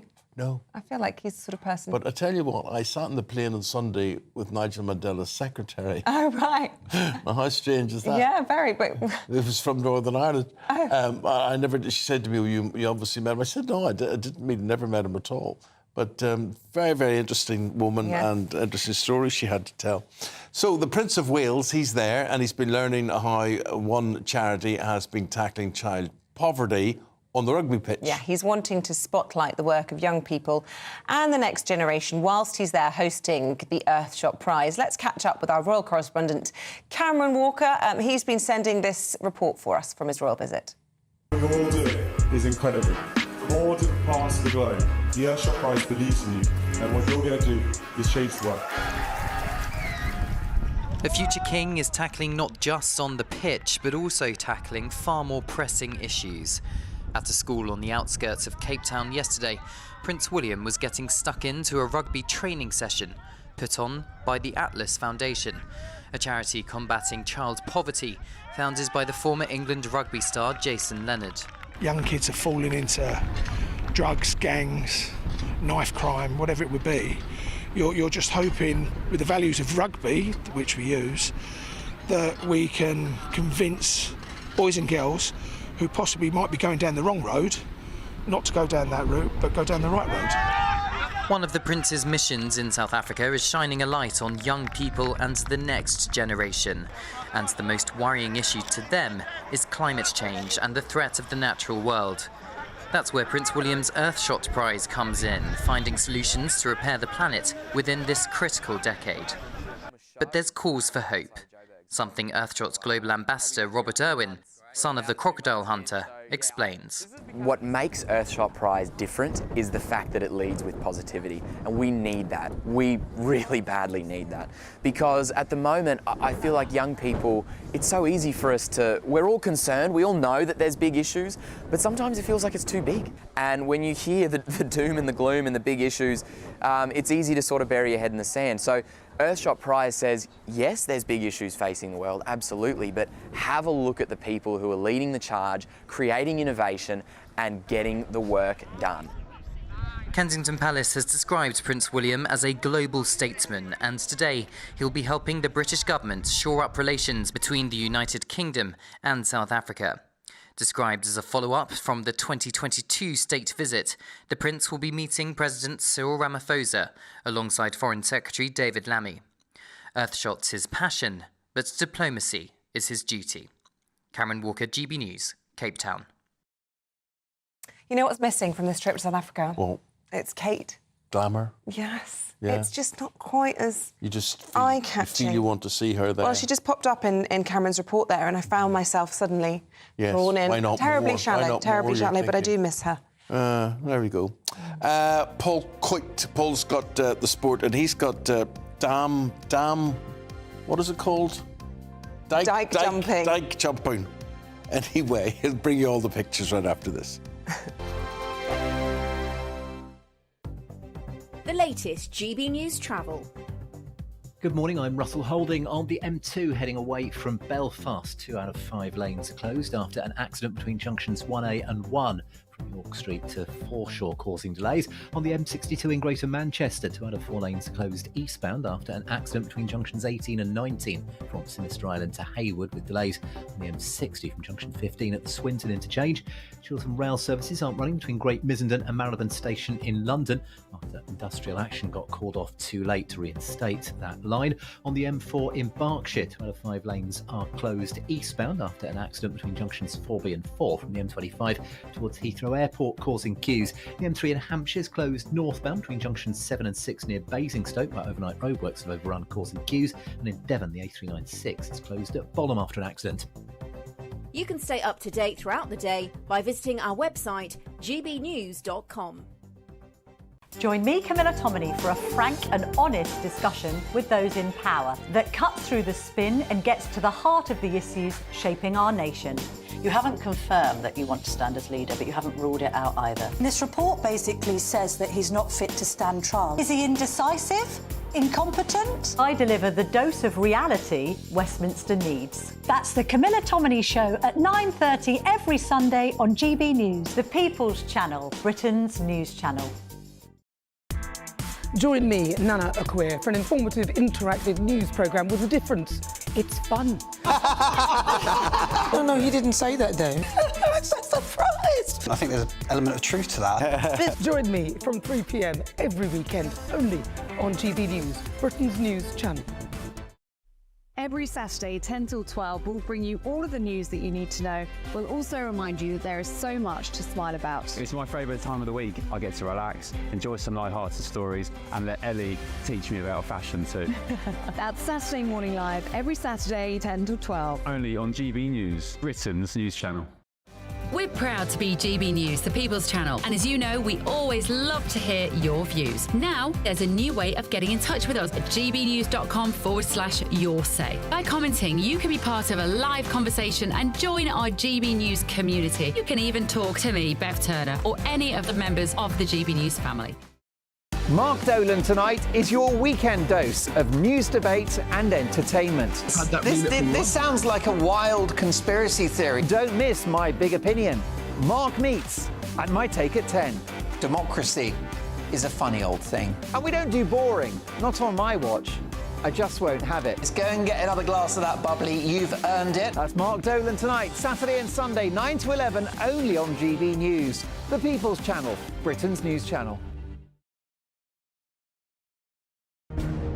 Court cases. A presidential dropout. Assassination attempts. This has been a US election like no other. And if the polls are correct, it's on a knife edge. Stay up with us as the drama unfolds and America decides their next president. We'll discuss what it means for them, for the world, and for our special relationship. America Decides, tonight from 11. Only on GB News.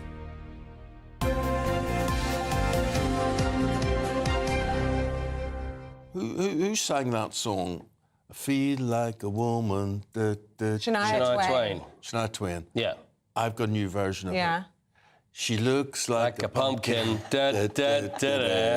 Oh, my goodness. We just had a message from Freddie and Max in Bristol saying I look like a pumpkin. But you do. Well observed, Sorry, Freddie guys. and Max. Yeah. Yeah, well... Are you one of the 15-pound pumpkins or one of the 10-pound That's all pumpkins? I'm worth. I'm a bargain, 10-quidder. There you go, very nice. Tell me you didn't think of that today. No, I didn't. No, I didn't. It just came to me. There you go. I'm a pumpkin for... And a very nice pumpkin. There we go. I went out a penny for the guy in earlier. What happened to the guy? No, nobody seemed to know what the hell I was doing, so I got the old trolley and made the guy... Put your granny in it? Yeah, they were walking around, penny for the guy, penny for the guy. I was going, what's that then? Penny for the guy? The people don't seem to know what penny for the guy is anymore. I made no money whatsoever. People don't even have cash anymore. That's what it is. I was happy to take a credit card. Yeah. And then do you burn the guy after that? That was the idea, I think, wasn't it? You take the guy and then you... See, that was all... It was the good old days where kids, you could burn the guy and then go and buy fireworks with the money you got. Awesome. I mean, is that what it was? It's too woke now. You're not allowed to do things like that now. But listen, I'll tell you what we have got here. And I was talking about this before the break. Yes, sir. And this is what's called dyke jumping. Oh, yes. Dyke jumping. It's the oldest sport in the Netherlands. They've got a lot of dykes in Netherlands. They do. 1771 it started. Dyke jumping, and this is Haarlem. This is not Harlem as in Harlem, New York. This is Harlem with two A's. It's named after Haarlem. Is that right? Yes. I guess it would because it was called New Amsterdam, wasn't it, New York? So that'll be the reason. So anyway, so the original Haarlem, so it's the Red Bull Firste Lepper. So let's have a look at this. I could just sit and watch this all day. So we'll have now watch this. Now, the whole idea of the dyke jumping, it's a very long way. So the idea is that you get the pole, climb up the pole. I remember them doing on It's a Knockout years ago. Climb up the pole, which gives you the distance, and then as it moves, it's like pole vault, but you've got to climb up. Look, there you go. Look at this girl. It's like a bit of greasy pole. And for those on the radio, it's like a long pole, like pole vaulting with a canal through the middle. They climb up the pole, and then as the pole goes over, they see if they can land on the other side of the canal. Wow. Interesting. Virtually impossible. Look at this. And look, I don't know, there's a few people doing that at the same time, chasing them to get some speed. There's a fella there going... Look, now, this is very good, isn't it? No, dropped off the edge. But what if they land on the dyke? Well, then that's the idea of it. That's it. It looks really dangerous. Yeah. It is. You've got to be a professional. No one sustained any injuries. I've got a good feeling about this one. Now, watch this. Now, look at her climb. She's climbing right up to the top of the pole, and she's made it. Oh, OK. Onto the sand. Probably broke her leg, and here comes the male winner as well. Here we go, right up to the... Now, this is excellent. The balance in the middle of the dyke, straight down onto the other side. What a hero. 1771. I think that sport has a future here. I still prefer her pumpkin outfit. Yeah, you prefer that? Yeah. Okay. How about... I'm going to wear this every Halloween and bonfire night from now on.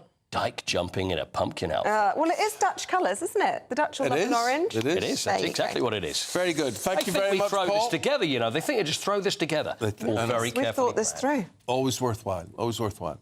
We've got the newspapers. What's in the news? What's making the news? With Claire Maltine and Alex Armstrong. Yeah, next.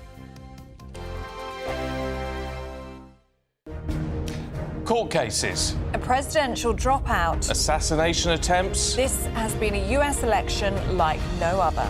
And if the polls are correct, it's on a knife edge. Stay up with us as the drama unfolds and America decides their next president. We'll discuss what it means for them, for the world, and for our special relationship. America Decides, tonight from 11. Only on GB News. Britain's Newsroom, weekday mornings from 9:30. Maria, potholes are the bane of everybody that uses the road, whether you're a car driver or a cyclist. As a cyclist, are even worse. How have we got into this situation where our roads are in such a bad state? Well, part of it is to do with actually our climate. In somewhere like, say, Sweden, like the snow will fall on the ground, it will stay there for months. Whereas here we've got what's called a freeze-thaw climate, where the water comes down, then we might have a cold snap and it freezes, and the water within the pothole will then expand and make the pothole bigger. Then we might have a mild spell, and then that process repeats. So, we do actually need extra funding to acknowledge the fact that, we just live in a climate where we're sort of particularly vulnerable to potholes. Why? I mean, the fact that this happens, these weather conditions happen, is no great surprise to anybody. Why has the problem been ignored for so long? I think what's happened is we've had short-term funding. So it's like, oh, there's a pothole, let's patch it up. Oh, there's another one, let's patch it up. But the patches aren't actually really that strong, so then they break down again. So, really what we need is to have roads completely resurfaced, and then they'll just be pothole-free for a very long time. And that really is how funding should be. That's the direction funding should go in, as opposed to just sort of dribs and drabs here and there. Do you think this government are going to be good for the motorist, or is there indeed a war on the motorist still? The different parties come in and they've all got different policies that they wheel out, then they cancel the policies, and then there's so much lack of transparency. Like, for example, with the pothole issue, sometimes the government, whichever government is in office, will do some big showboating about how they're going to give X amount of potholes, and you still think that sounds really good. GB News, the People's Channel. It's Patrick Christie's Tonight, and here we do things differently. It's explaining the absolute madness of this, doesn't it? It's explosive. I mean, this is very good. It's lively. 850. Your government sat there, Sean, and it did nothing. It's controversial. And the Middle East has been in turmoil since before I was born. It's everything you need to kickstart your evening. Everyone's had their Weetabix tonight. I love to see it. That's Patrick Christie's Tonight, weeknights from 9 p.m. Only on GB News, the People's Channel, Britain's news channel.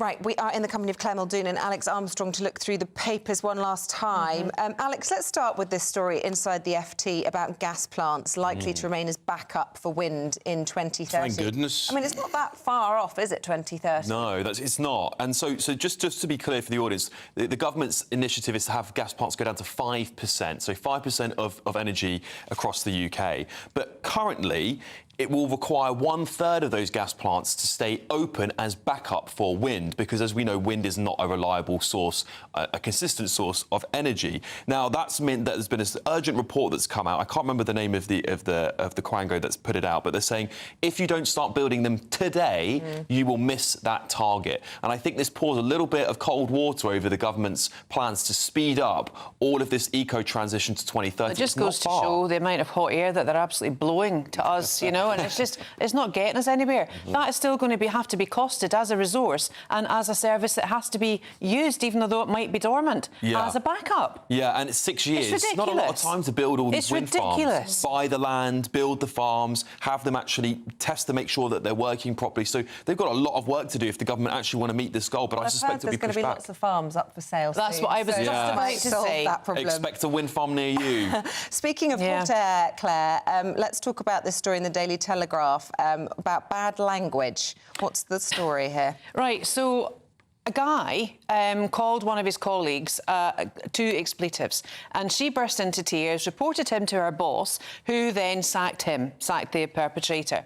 It went to a tribunal. The judge has now said, look, I don't have an issue with the fact he used language because it's commonplace up north, and it's almost as if to say that's the parlance. He said, so you cannot sack someone for using words that's commonplace in your place of work. Either you take the reins of this and you deal with it as a workplace, or not at all. But you unfairly dismissed that chap. And I think that's really quite refreshing. It's a victory for common sense. And if it wasn't a breakfast show, I'd say it's... Yeah. Impressing. Funny enough, I was with my brothers at the weekend and we were sitting talking, and I got on to this thing about, I said, and actually, the really strange thing about England, around London, things, they don't really swear. And it's absolutely true, because we use, in Ireland, we use swear words like descriptively. So, did you have a good night last night? You said, I had a really, and you will say something. But you don't mean that in a bad way, you mean that in a good way. But I'm not saying, and I'm not here promoting bad language. No, of course not. But in Ireland, for instance, bad language is not seen as bad language, it's just seen as funny language. Yeah, really. But that's the same in Australia. I think they use swear words quite commonplace, right? It's not necessarily a bad swear word to them. It's not what we would think is a bad swear word. But South Londoners used to, Cockneys, swearing is part of the culture. So this is a real change in society, I think. I'm not sure what part of the culture I'm trying to circle and say this, but for instance, in this office, nobody swears. Apart from us. Apart from certain people. I mean, for instance, I was brought up in a newsroom where you use descriptive words to swear, and it was just common parlance to swear. Get me that script. You know, there's a description with everything. It was more Malcolm Tucker than, shall we see, the judge in this case. Just maybe you've just got a bit too soft, taking people to court over sweary words. People really are offended by it, though. They really My father-in-law is very anti-swearing, and I really have to think before I speak, because it just slips out occasionally. I know. You know, just touch something hot, and I think, oh no, I'm going to be thrown out of the family. The best bit's when your 3-year-old then starts using the swear words as well, in context. I'd be quite proud of contextual use of language. I think where the judge is right, horses for courses, different areas. I think he's right in saying, if you've got a problem with this sort of absolutely. I mean, you know, when people here, not here, I mean here in England, you know, and sometimes people will get all official and saying, I don't want that sort of language used. Well, really, all I want to say is, off to you. I mean, it's absolute nonsense. You should be able to swear. I mean, I left school when I was 18. I don't need to be told when to swear, when not to swear. All adults, aren't we? All adults. We all need to grow up a bit about that. I was and that's told why I think TV's ridiculous in that it's like the worst thing you can do is to swear on TV. Well, you've got rules and regulations on those, haven't you? The end of the world. You know, it's so ridiculous. And yet nudity is fine. I don't get it. Sex is fine. Whatever it is, but you can't swear. And certain words. Graphic descriptions of sexual crimes at 1 o'clock, you know, or any point that the news might be on in the ears of children. I'm really aware of how much graphic content is actually out there. I'm glad that you are. Well, you see, I don't agree with you, but the news is the news, and I think people should grow up. People should grow up about... their children, that's what I'm saying. It's just... It's difficult. Yeah, it's difficult to police. It's not difficult. I mean, I can remember, you know, being in Northern Ireland, growing up in Northern Ireland, seeing death and murder and carnage and all sorts of things. You just get used to it. That's what you do. So what are you preventing them from? You'll be 15 before you know that this happens or that happens. I don't think it's a case of I think it's a case of you're worried they'll become desensitised, and I think that's what a lot of people have done. In fact, on that, Say Nothing was a brilliant book that was written, and Disney Plus have serialised it, and you are going to love it. Am I? It drops on November the 14th. If all Disney about are doing Northern it, I don't Ireland. know how much they will be saying about it. Have you seen Rivals on Disney? I haven't, no, I haven't. I mean, it's fantastic. That show is all I'm going to say. And I had to fast-forward it. I'll eat my hat. Come on, Claire. I did. I watched it by myself, and I fast-forwarded it. Too rude. Alex, here's a story in the Mirror. King to open Palace East Wing for tours. Now, I tell you what I think this is ridiculous. First of all, I would hate a lot of tourists trooping through my house, my palace. Doesn't live in it, then, does it? What they should be doing is going to the royal family and saying, you cannot charge for the seabed and for us to put wind farms on it anymore. We're not paying you rent for Dartmoor Prison anymore. Ambulances, all these things that have come along that are ridiculous. The idea to bring in extra income, we'll open this wing of the palace. I don't really care if they open it, don't open it or whatever. But I do care that they get money for old rope. Yeah, I think there's obviously the story that came out just a few days ago about the royal family charging for ambulances being parked on certain piece of land. 11 million, I think it was, to the government. Restoring ambulances, So there's certainly a really big question. I think Channel 4 have just put a documentary about the wealth of the royal family. I haven't seen it myself yet, so I can't comment. But I think this is a really big thing to ask, and particularly on this palace tour thing, that obviously they're opening up outside of traditional seasons, trying to get more income into the coffers. I mean, I wonder if they won't ever be hit with inheritance tax, will they? So, you know, all right for some. Yeah. But I mean, all this is tuppence halfpenny. You know, it is. That they're going to get for this. But I just why it was interesting that documentary was aired, and I just wonder, would anything be done about it? Would any government, any politician stand up and say, this is ridiculous, this shouldn't happen. I mean, I'm all for the royal family. I don't object to the royal family at all. But then especially with the seabed business, you can't build a wind farm at sea unless the royal family are being paid for it, because they own all the seabed. What's the thing about the Kingdom. Duchy of Lancashire or Lancaster, Pat McFadden being the head of that, the Duchy? I think that's just his post. His so does he not have to then oversee that the fiscal management of the Duchy is actually? No, I don't believe that's the case. Yeah. When we talk about politicians and criticism of the royal family, it is actually quite far and few between. Even when Jeremy Corbyn was leader of the Labour Party, he was famously anti-royalist. He had very little to say about the royal family, and whether that goes down to the oath that you swear when you become a member of Parliament or anything else alongside that. I mean, you know, the leader of the opposition is the leader of the most loyal to His Majesty's opposition. It's ironic we're talking about that on the 5th of November, isn't it? Well, of course it is. Didn't even cross my mind. I do wonder if this Dispatch's Sunday Times revelation will make more people question, you know, whether they blindly accept a monarchy. Royal family. And you know, I have to say, republicanism has always been a dirty word, but when people see that the NHS is being charged by the royals to fund their lifestyle, how does that sit? I still love the royal family. I'm a royalist through and through. I think they do a lot of good for our country, and they represent our country fantastically across the world. So I think they are an incredible asset. But should we look at some of the things like Eamon's brought up? Absolutely. There's nothing wrong with doing that. We are a democracy. We should have transparency. Is it being done, though? And a matter of fact, they could say how much money do we need at the end of the day. Yes. And we don't need to be charging to park ambulances and all that. Quite right. Guys, enjoyed it this morning. Thank you very much. Aidan McGivern, he's got your weather picture on this Guy Fawkes Day.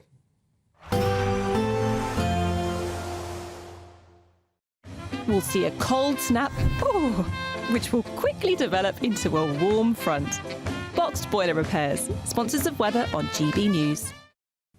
Hello, a very good morning to you. We're going to see a lot of settled weather today, a lot of cloud, though, at the same time. Sunshine for some, and for virtually all of us, it's a calm but relatively misty bonfire night.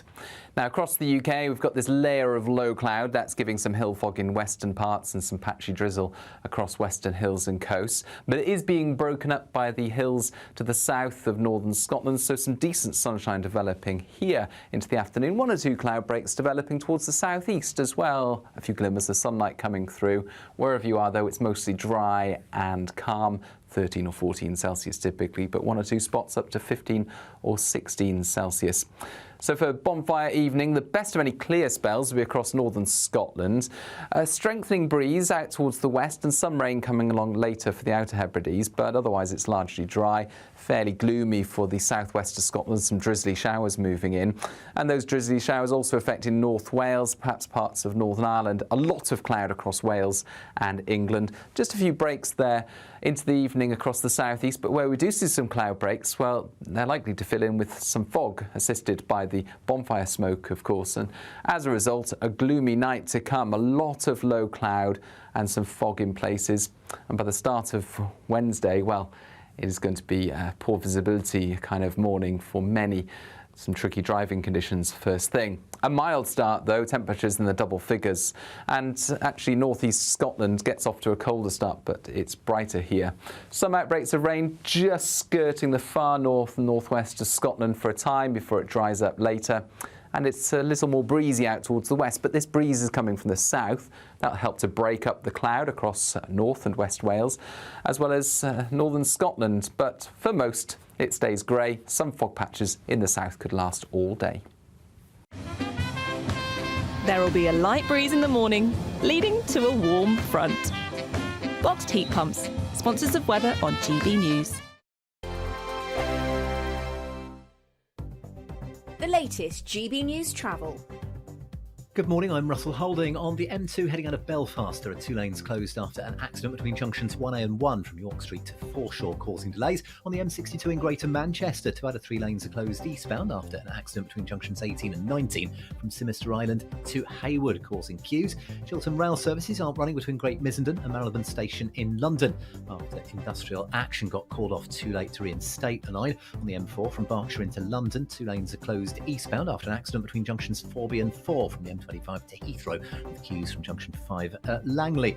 The M3 in Hampshire's back open northbound between junction 7 and 6 near Basingstoke, where overnight roadworks had overrun. Still long delays, though, from the Winchester services. And in Devon, the A396 is closed off the A361 Bottom roundabout after an accident. That's the latest. You can stay up to date throughout the day by visiting our website, gbnews.com. We're giving you... I'm Christopher Hope. From pop stars to politicians, I'll interview anybody in a pub who's got a political opinion. Join me every Friday on Spotify, Apple Podcasts, YouTube or gbnews.com, or wherever you get your podcasts. This is GB News, the People's Channel. Join me, Nana Akwe, for an informative, interactive news programme with a difference. It's fun. No, he didn't say that, though. I'm so surprised. I think there's an element of truth to that. Join me from 3 p.m. every weekend, only on GB News, Britain's news channel. This is Britain's Newsroom, where your voice matters. It's just astonishing. With expert analysis and honest opinion, we don't just keep you informed. We bring you unique perspectives you won't see anywhere else. Can't argue with any of that. When the news happens, it happens here. On Britain's Newsroom, weekdays from 9:30 a.m. Only on GB News.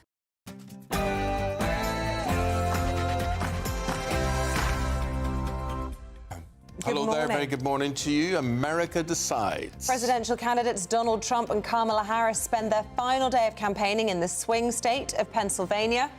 Nigel Farage has spoken, telling Donald Trump he should accept the result and go and play golf if Kamala Harris wins.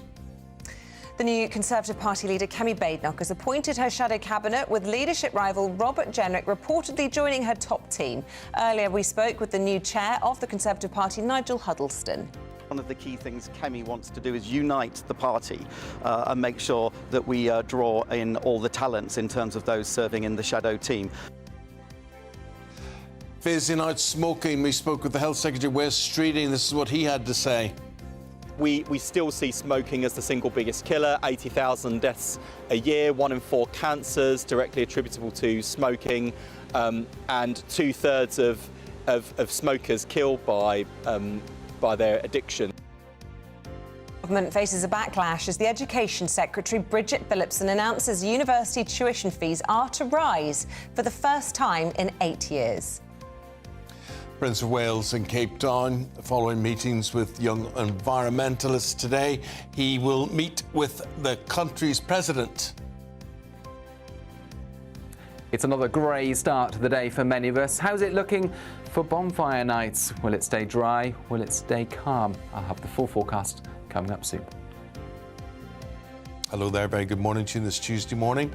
I'm Eamonn Holmes. I'm Isabel Webster, and you're tuned in to GB News Breakfast.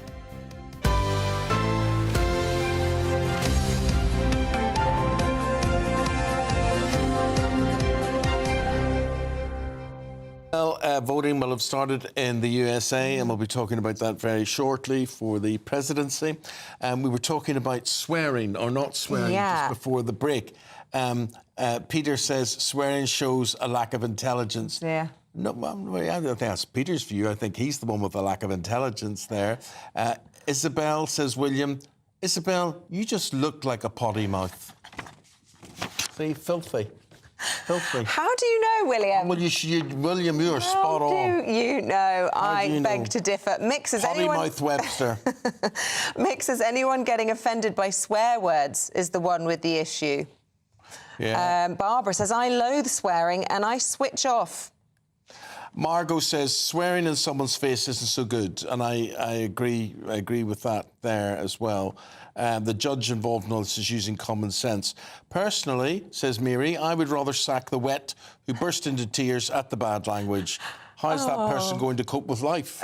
Kay says, I totally agree with you, Eamonn. I'm a Londoner, I swear. There are worse things to be offended by. And we do respect, like Barbara here, I loathe swearing, I switch off when I hear it.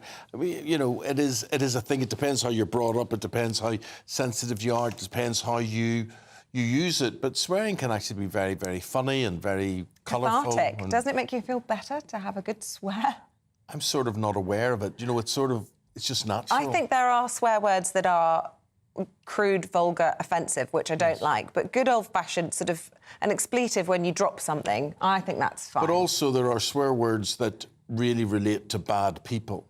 If you want to describe someone as a really bad the one you person- taught my mum. Yes. That's a good one, yeah. Yeah, but I'm saying that is absolutely spot on, and there's certain people who cannot deny that they are that thing that you're calling them, and that's the way it is.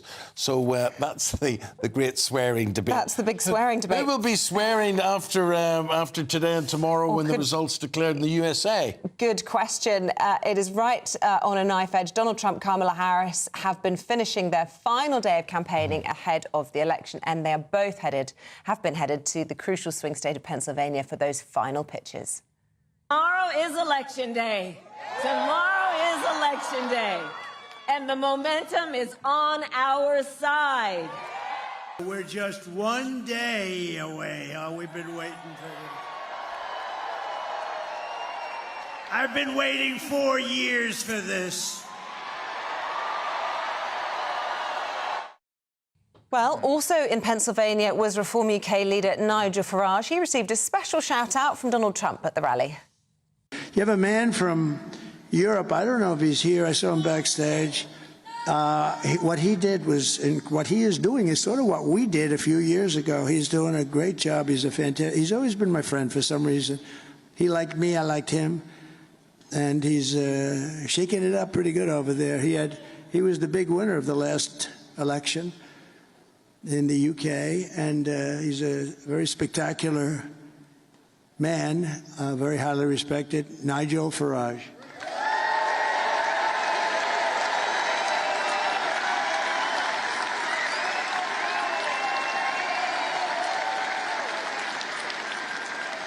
He's a little bit of a rebel, but that's good. You know, that's good. Don't change, Nigel.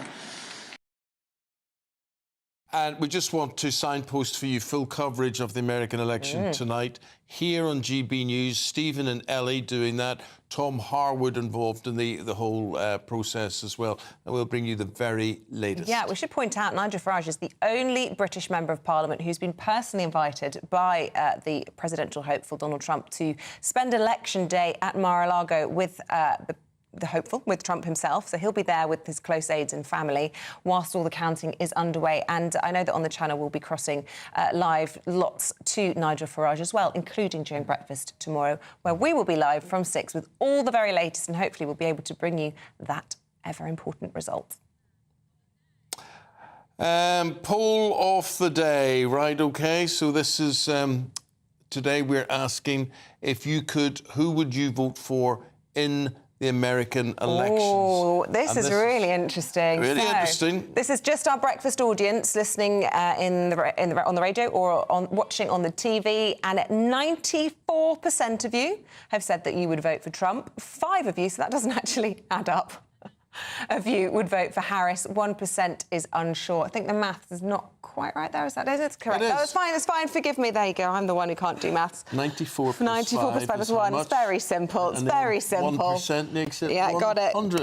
Back in the room. The final result is going to be announced in Martin Torpley's show later on. Hopefully he's better at maths than I am. But that is a resounding endorsement, you know. Well, it is. I mean, how would the Harris vote catch up with that if that was the case? But yet in America, neck and neck because of those 7 swing states as well. For all our latest polls, news and how to go about voting, gbnews.com/poll. Right, on to other matters this morning. And a Conservative peer has been urged to withdraw from a controversial parliamentary group after it hosted a conference with a politician from a party that is linked with calls for racist violence. Ed Vaizey, the former culture minister, is an officer on the African Reparations Group, which hosted its conference last month. Let's get more on this whole story from our national reporter, Charlie Peters, with us. Charlie, what can you tell us? Well, Isabel, Eamonn, it's a story that doesn't quite add up because Lord Vaizey is the sole Conservative member of this APPG. According to the rules, all of them need to have at least one member from the opposition party. And I've heard plenty of senior Tories, including members of the new shadow cabinet, saying that Mr Vasey should retract his membership from this group in light of what I've uncovered from their most recent conference hosted in central London last month. Almost 1,000 people attended, and this group, it's calling for several policy discussions about reparations. That is the idea that we need to economically or culturally subsidise or pay back for the horrors of the past, particularly over the transatlantic slavery trade.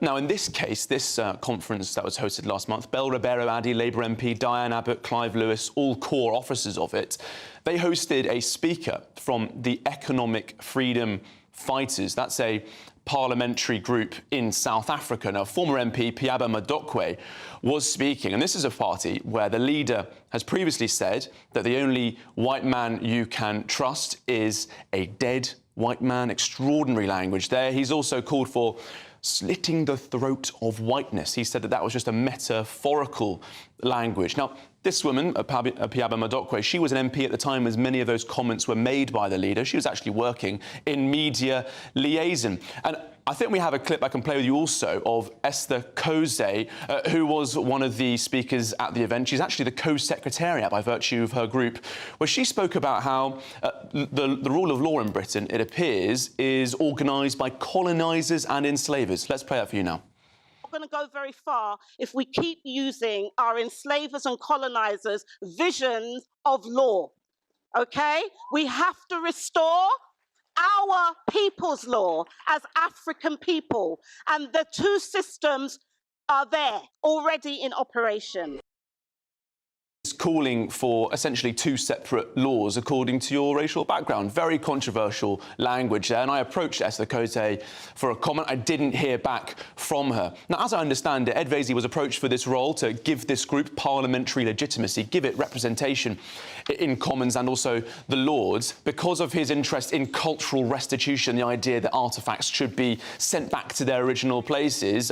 As I understand it, he wasn't aware of this conference, didn't have any role in organising it, but still, very controversial group, very controversial conference, and concerns raised that a Tory peer is keeping it in that parliamentary credibility. OK, mate, thank you very much indeed. We break off from you, Charlie, to go to our political editor, Chris Hope, who's got an update on those Conservative shadow cabinet appointments. Chris. Morning, Eamonn. Morning, Isabel, from the historic Westminster Hall, where we're waiting for the update on the new shape of the shadow cabinet being announced by Kevin Badenoch today. They meet at 10 a.m. today. Right now, the actual cabinet, the Labour cabinet, is meeting across Whitehall in 10 Downing Street. But on the Tory position first, I'm looking at my phone while we're talking to you because I'm waiting for the updated list to give to you live on GB News as soon as it drops. But what we know so far is Priti Patel is the new shadow Foreign Secretary, Mel Stride, shadow Chancellor, Laura Trott in education with number 2 there, Neil O'Brien. The chairs are Nigel Huddleston, Dominic Johnson, Rebecca Harris as Chief Whip. So what happens next? We're waiting for roles maybe for Tom Tugendhat. He's one of the outstanding candidates who stood against Kevin Badenoch, not yet got a role. Other names in the frame, Laura Trott, Helen Whately, Julia Lopez, Andrew Bowie, Claire Coutinho, Chris Philp, Andrew Griffiths, lots of names there. You may be raising an eyebrow. I can't see you, Eamonn and Isabel, but they're not known to everybody. That's because I think this party is going through a transition. It's shedding its skin like a caterpillar or a snake and re-emerging as a fresh whatever animal to take on the Labour Party and try and beat the Labour government and actually win power at the next election. Big names who have left the front line: James Cleverly, Oliver Dowd, and Steve Bartley. And overnight, John Lamont, who was formerly the Shadow Scotland Secretary. And of course, Rishi Sunak, we know he won't be any time near the front bench soon. So lots of new names. I've list them there because I think we need to make sure viewers and listeners get used to these new names. A new look Tory party under this new leader, Kevin Badenoch. And they have dropped a kind of generation now, Kevin Badenoch being 44. Her opponent, Keir Starmer, is 62, which means the next election, he's knocking on the door of his bus pass, whereas Kevin Badenoch will be able to present a much younger and then maybe a fresher party, and maybe that's what they need. But as soon as I get that list of the shadow cabinet, I'll bring it straight to you. OK, Chris, we'll stand by for that. Thank you very much indeed. Right, well, how would you like to get your hands on some cash towards celebrations this year? Not only are we offering you £25,025, but also shopping vouchers and a GB News goodie bag. Oh, yes. Have you ever won a competition? No. Have you? Well, I was visiting a friend at the weekend in the country, and I came past a place where through Hoopla. You know Hoopla? Yeah. I won a little brown bear, a those Delft kind of bear. competitions, like sporting competitions. That's the only thing I've ever won. Yeah, I won some sporting competitions at school and things, but can't think that I've won anything. Yeah, but that'd be a nice one to win, wouldn't it? It would, yes. Yeah. Well, listen, after this, we're going to be live in South Africa, catching up with Cameron Walker, who can tell us what Prince William is up to today.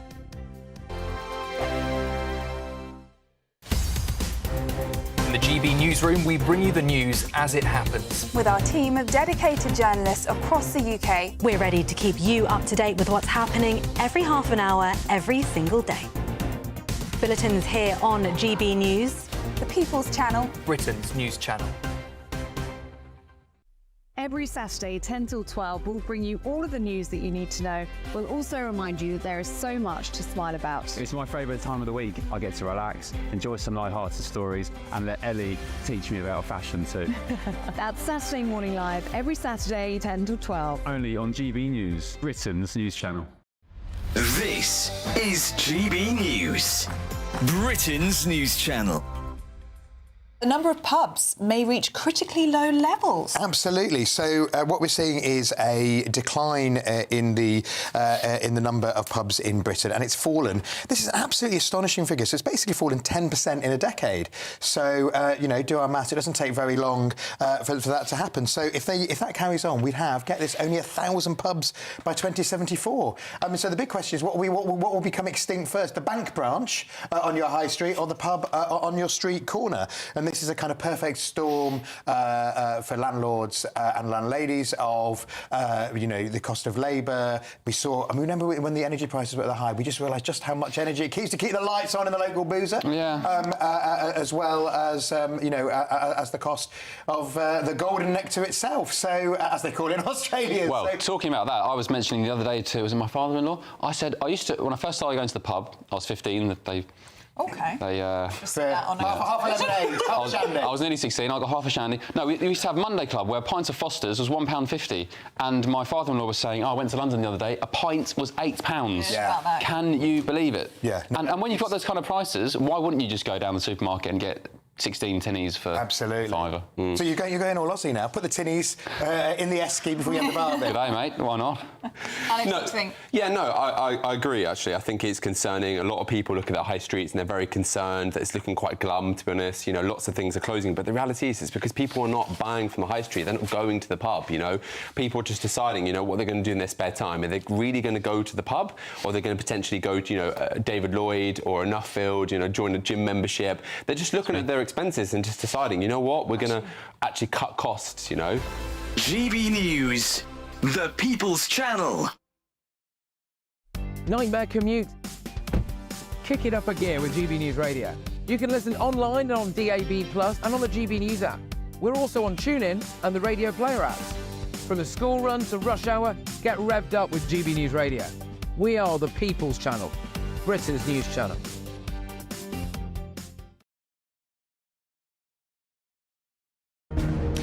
Court cases. A presidential dropout. Assassination attempts. This has been a US election like no other. And if the polls are correct, it's on a knife edge. Stay up with us as the drama unfolds and America decides their next president. We'll discuss what it means for them, for the world, and for our special relationship. America Decides, tonight from 11. Only on GB News.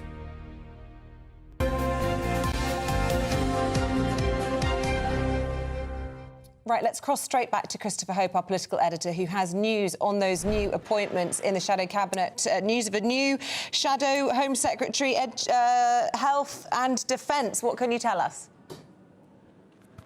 That's right. So the full list just dropped of the new look Tory party, Tory front bench. We'll be seeing them a lot on GB News, on your show particularly, and other outlets we do for our viewers and listeners. James Cartledge in at Shadow Defence Secretary. Chris Philp, one of the great officers of state, he's shadowing as Shadow Home Secretary. Kevin Holding-Rake, he's the Shadow Housing Secretary, taking on Angela Rayner. Victoria Atkins, the Shadow Environment Secretary, we might see her now as a farmers' champion, battling for farmers against this inheritance tax increase for estates in that sector. Andrew Griffiths, he's the new Shadow Business Secretary, of course, a former finance director of Sky News, very experienced in business. Claire Coutinho is the new Shadow Net Zero Secretary. Others I'm scanning through quickly. Alan Mack in Shadow Science Secretary, Andrew Bowie in as Shadow Net Zero Secretary, taking on, of course, Ed Miliband and the battle over trying to get to that net zero target that we know about from the government. Mims Davis is the Shadow Wales Secretary and also the Shadow Women's Secretary we know about, and Jessie Norman is the Shadow Leader of the House. Crucially here, no role for Tom Tugendhat. Now, I thought this was the case last night. He didn't return 3 of my WhatsApps and a few phone calls, but Tom Tugendhat looks like the only so he has joined James Cleverly, forgive me, as a candidate who took on Kevin Badenoch to be leader and has not taken up a place in her shadow cabinet. Name that's just jumping out at me is Alex Burkhardt. He was tipped by James Price, who was Special Advisor to Nadeem Zahawi, as making the Shadow Cabinet. He's got Shadow Duchy and Northern Ireland Secretary as well. Other names, of course, will pop up. As you say, Andrew Griffith there, Shadow Secretary of State for Business and Trade. What sort of shape of this Shadow Cabinet, what sort of indications can you glean from that about the direction of travel under Kemi Badenoch?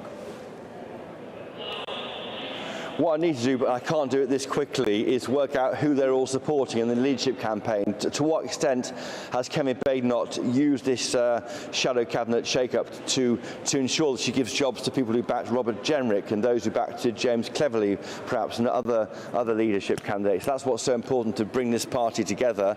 It's a fractured family right now, Eamonn and Isabel, and it needs to be brought back together under the new leader, of course, Kemi Badenoch. So has she done enough here to bring back those various seams together? It's just interesting, I think. James Cleverly maybe feels he's done a lot of the big jobs in government and doesn't want to carry on. He wants to have a break. He's also been the party chairman in the past.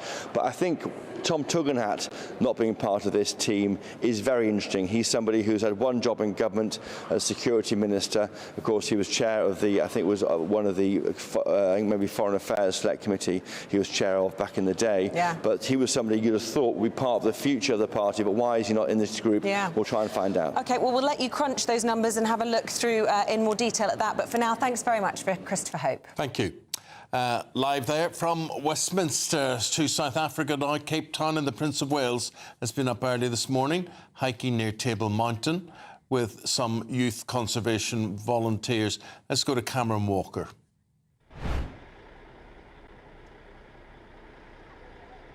Good morning, Eamonn and Isabel. Well, welcome to the Table Mountain National Park. Signal Hill is a specific area Prince William was up early visiting this morning. It's a tourist beauty spot because just look over to my left shoulder here.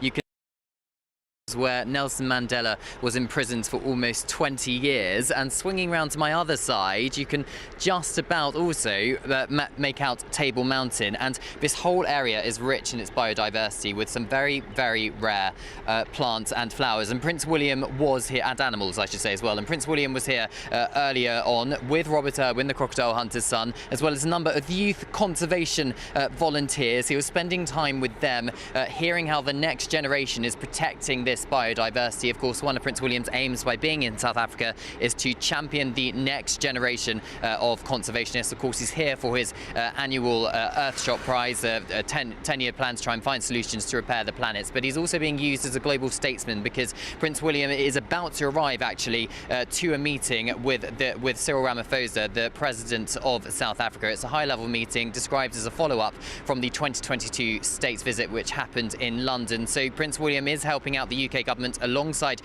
Foreign Secretary David Lammy, who will be at the meeting a little bit later on today, shoring up relations between Britain and South Africa. Later on this evening, Prince William will deliver a landmark speech on United for Wildlife and protecting rangers.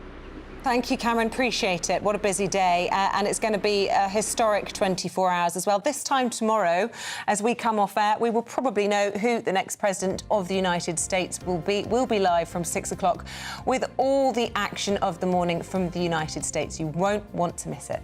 Well, until then, whatever you are doing today, we wish you well. And please do join us, listen to us on radio, watch us on the telly tomorrow from 6. Bye-bye.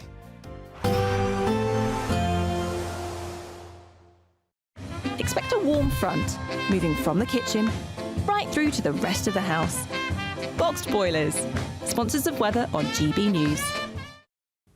Hello, a very good morning to you. We're going to see a lot of settled weather today, a lot of cloud though at the same time. Sunshine for some, and for virtually all of us it's a calm but relatively misty bonfire night. Now, across the UK, we've got this layer of low cloud. That's giving some hill fog in western parts and some patchy drizzle across western hills and coasts. But it is being broken up by the hills to the south of northern Scotland, so some decent sunshine developing here into the afternoon. 1 or 2 cloud breaks developing towards the southeast as well. A few glimmers of sunlight coming through. Wherever you are, though, it's mostly dry and calm. 13 or 14 Celsius typically, but 1 or 2 spots up to 15 or 16 Celsius. So for bonfire evening, the best of any clear spells will be across northern Scotland. A strengthening breeze out towards the west and some rain coming along later for the Outer Hebrides, but otherwise it's largely dry. Fairly gloomy for the southwest of Scotland, some drizzly showers moving in. And those drizzly showers also affecting North Wales, perhaps parts of Northern Ireland. A lot of cloud across Wales and England. Just a few breaks there into the evening across the southeast, but where we do see some cloud breaks, well, they're likely to fill in with some fog, assisted by the bonfire smoke, of course. And as a result, a gloomy night to come. A lot of low cloud and some fog in places. And by the start of Wednesday, well, it is going to be a poor visibility kind of morning for many.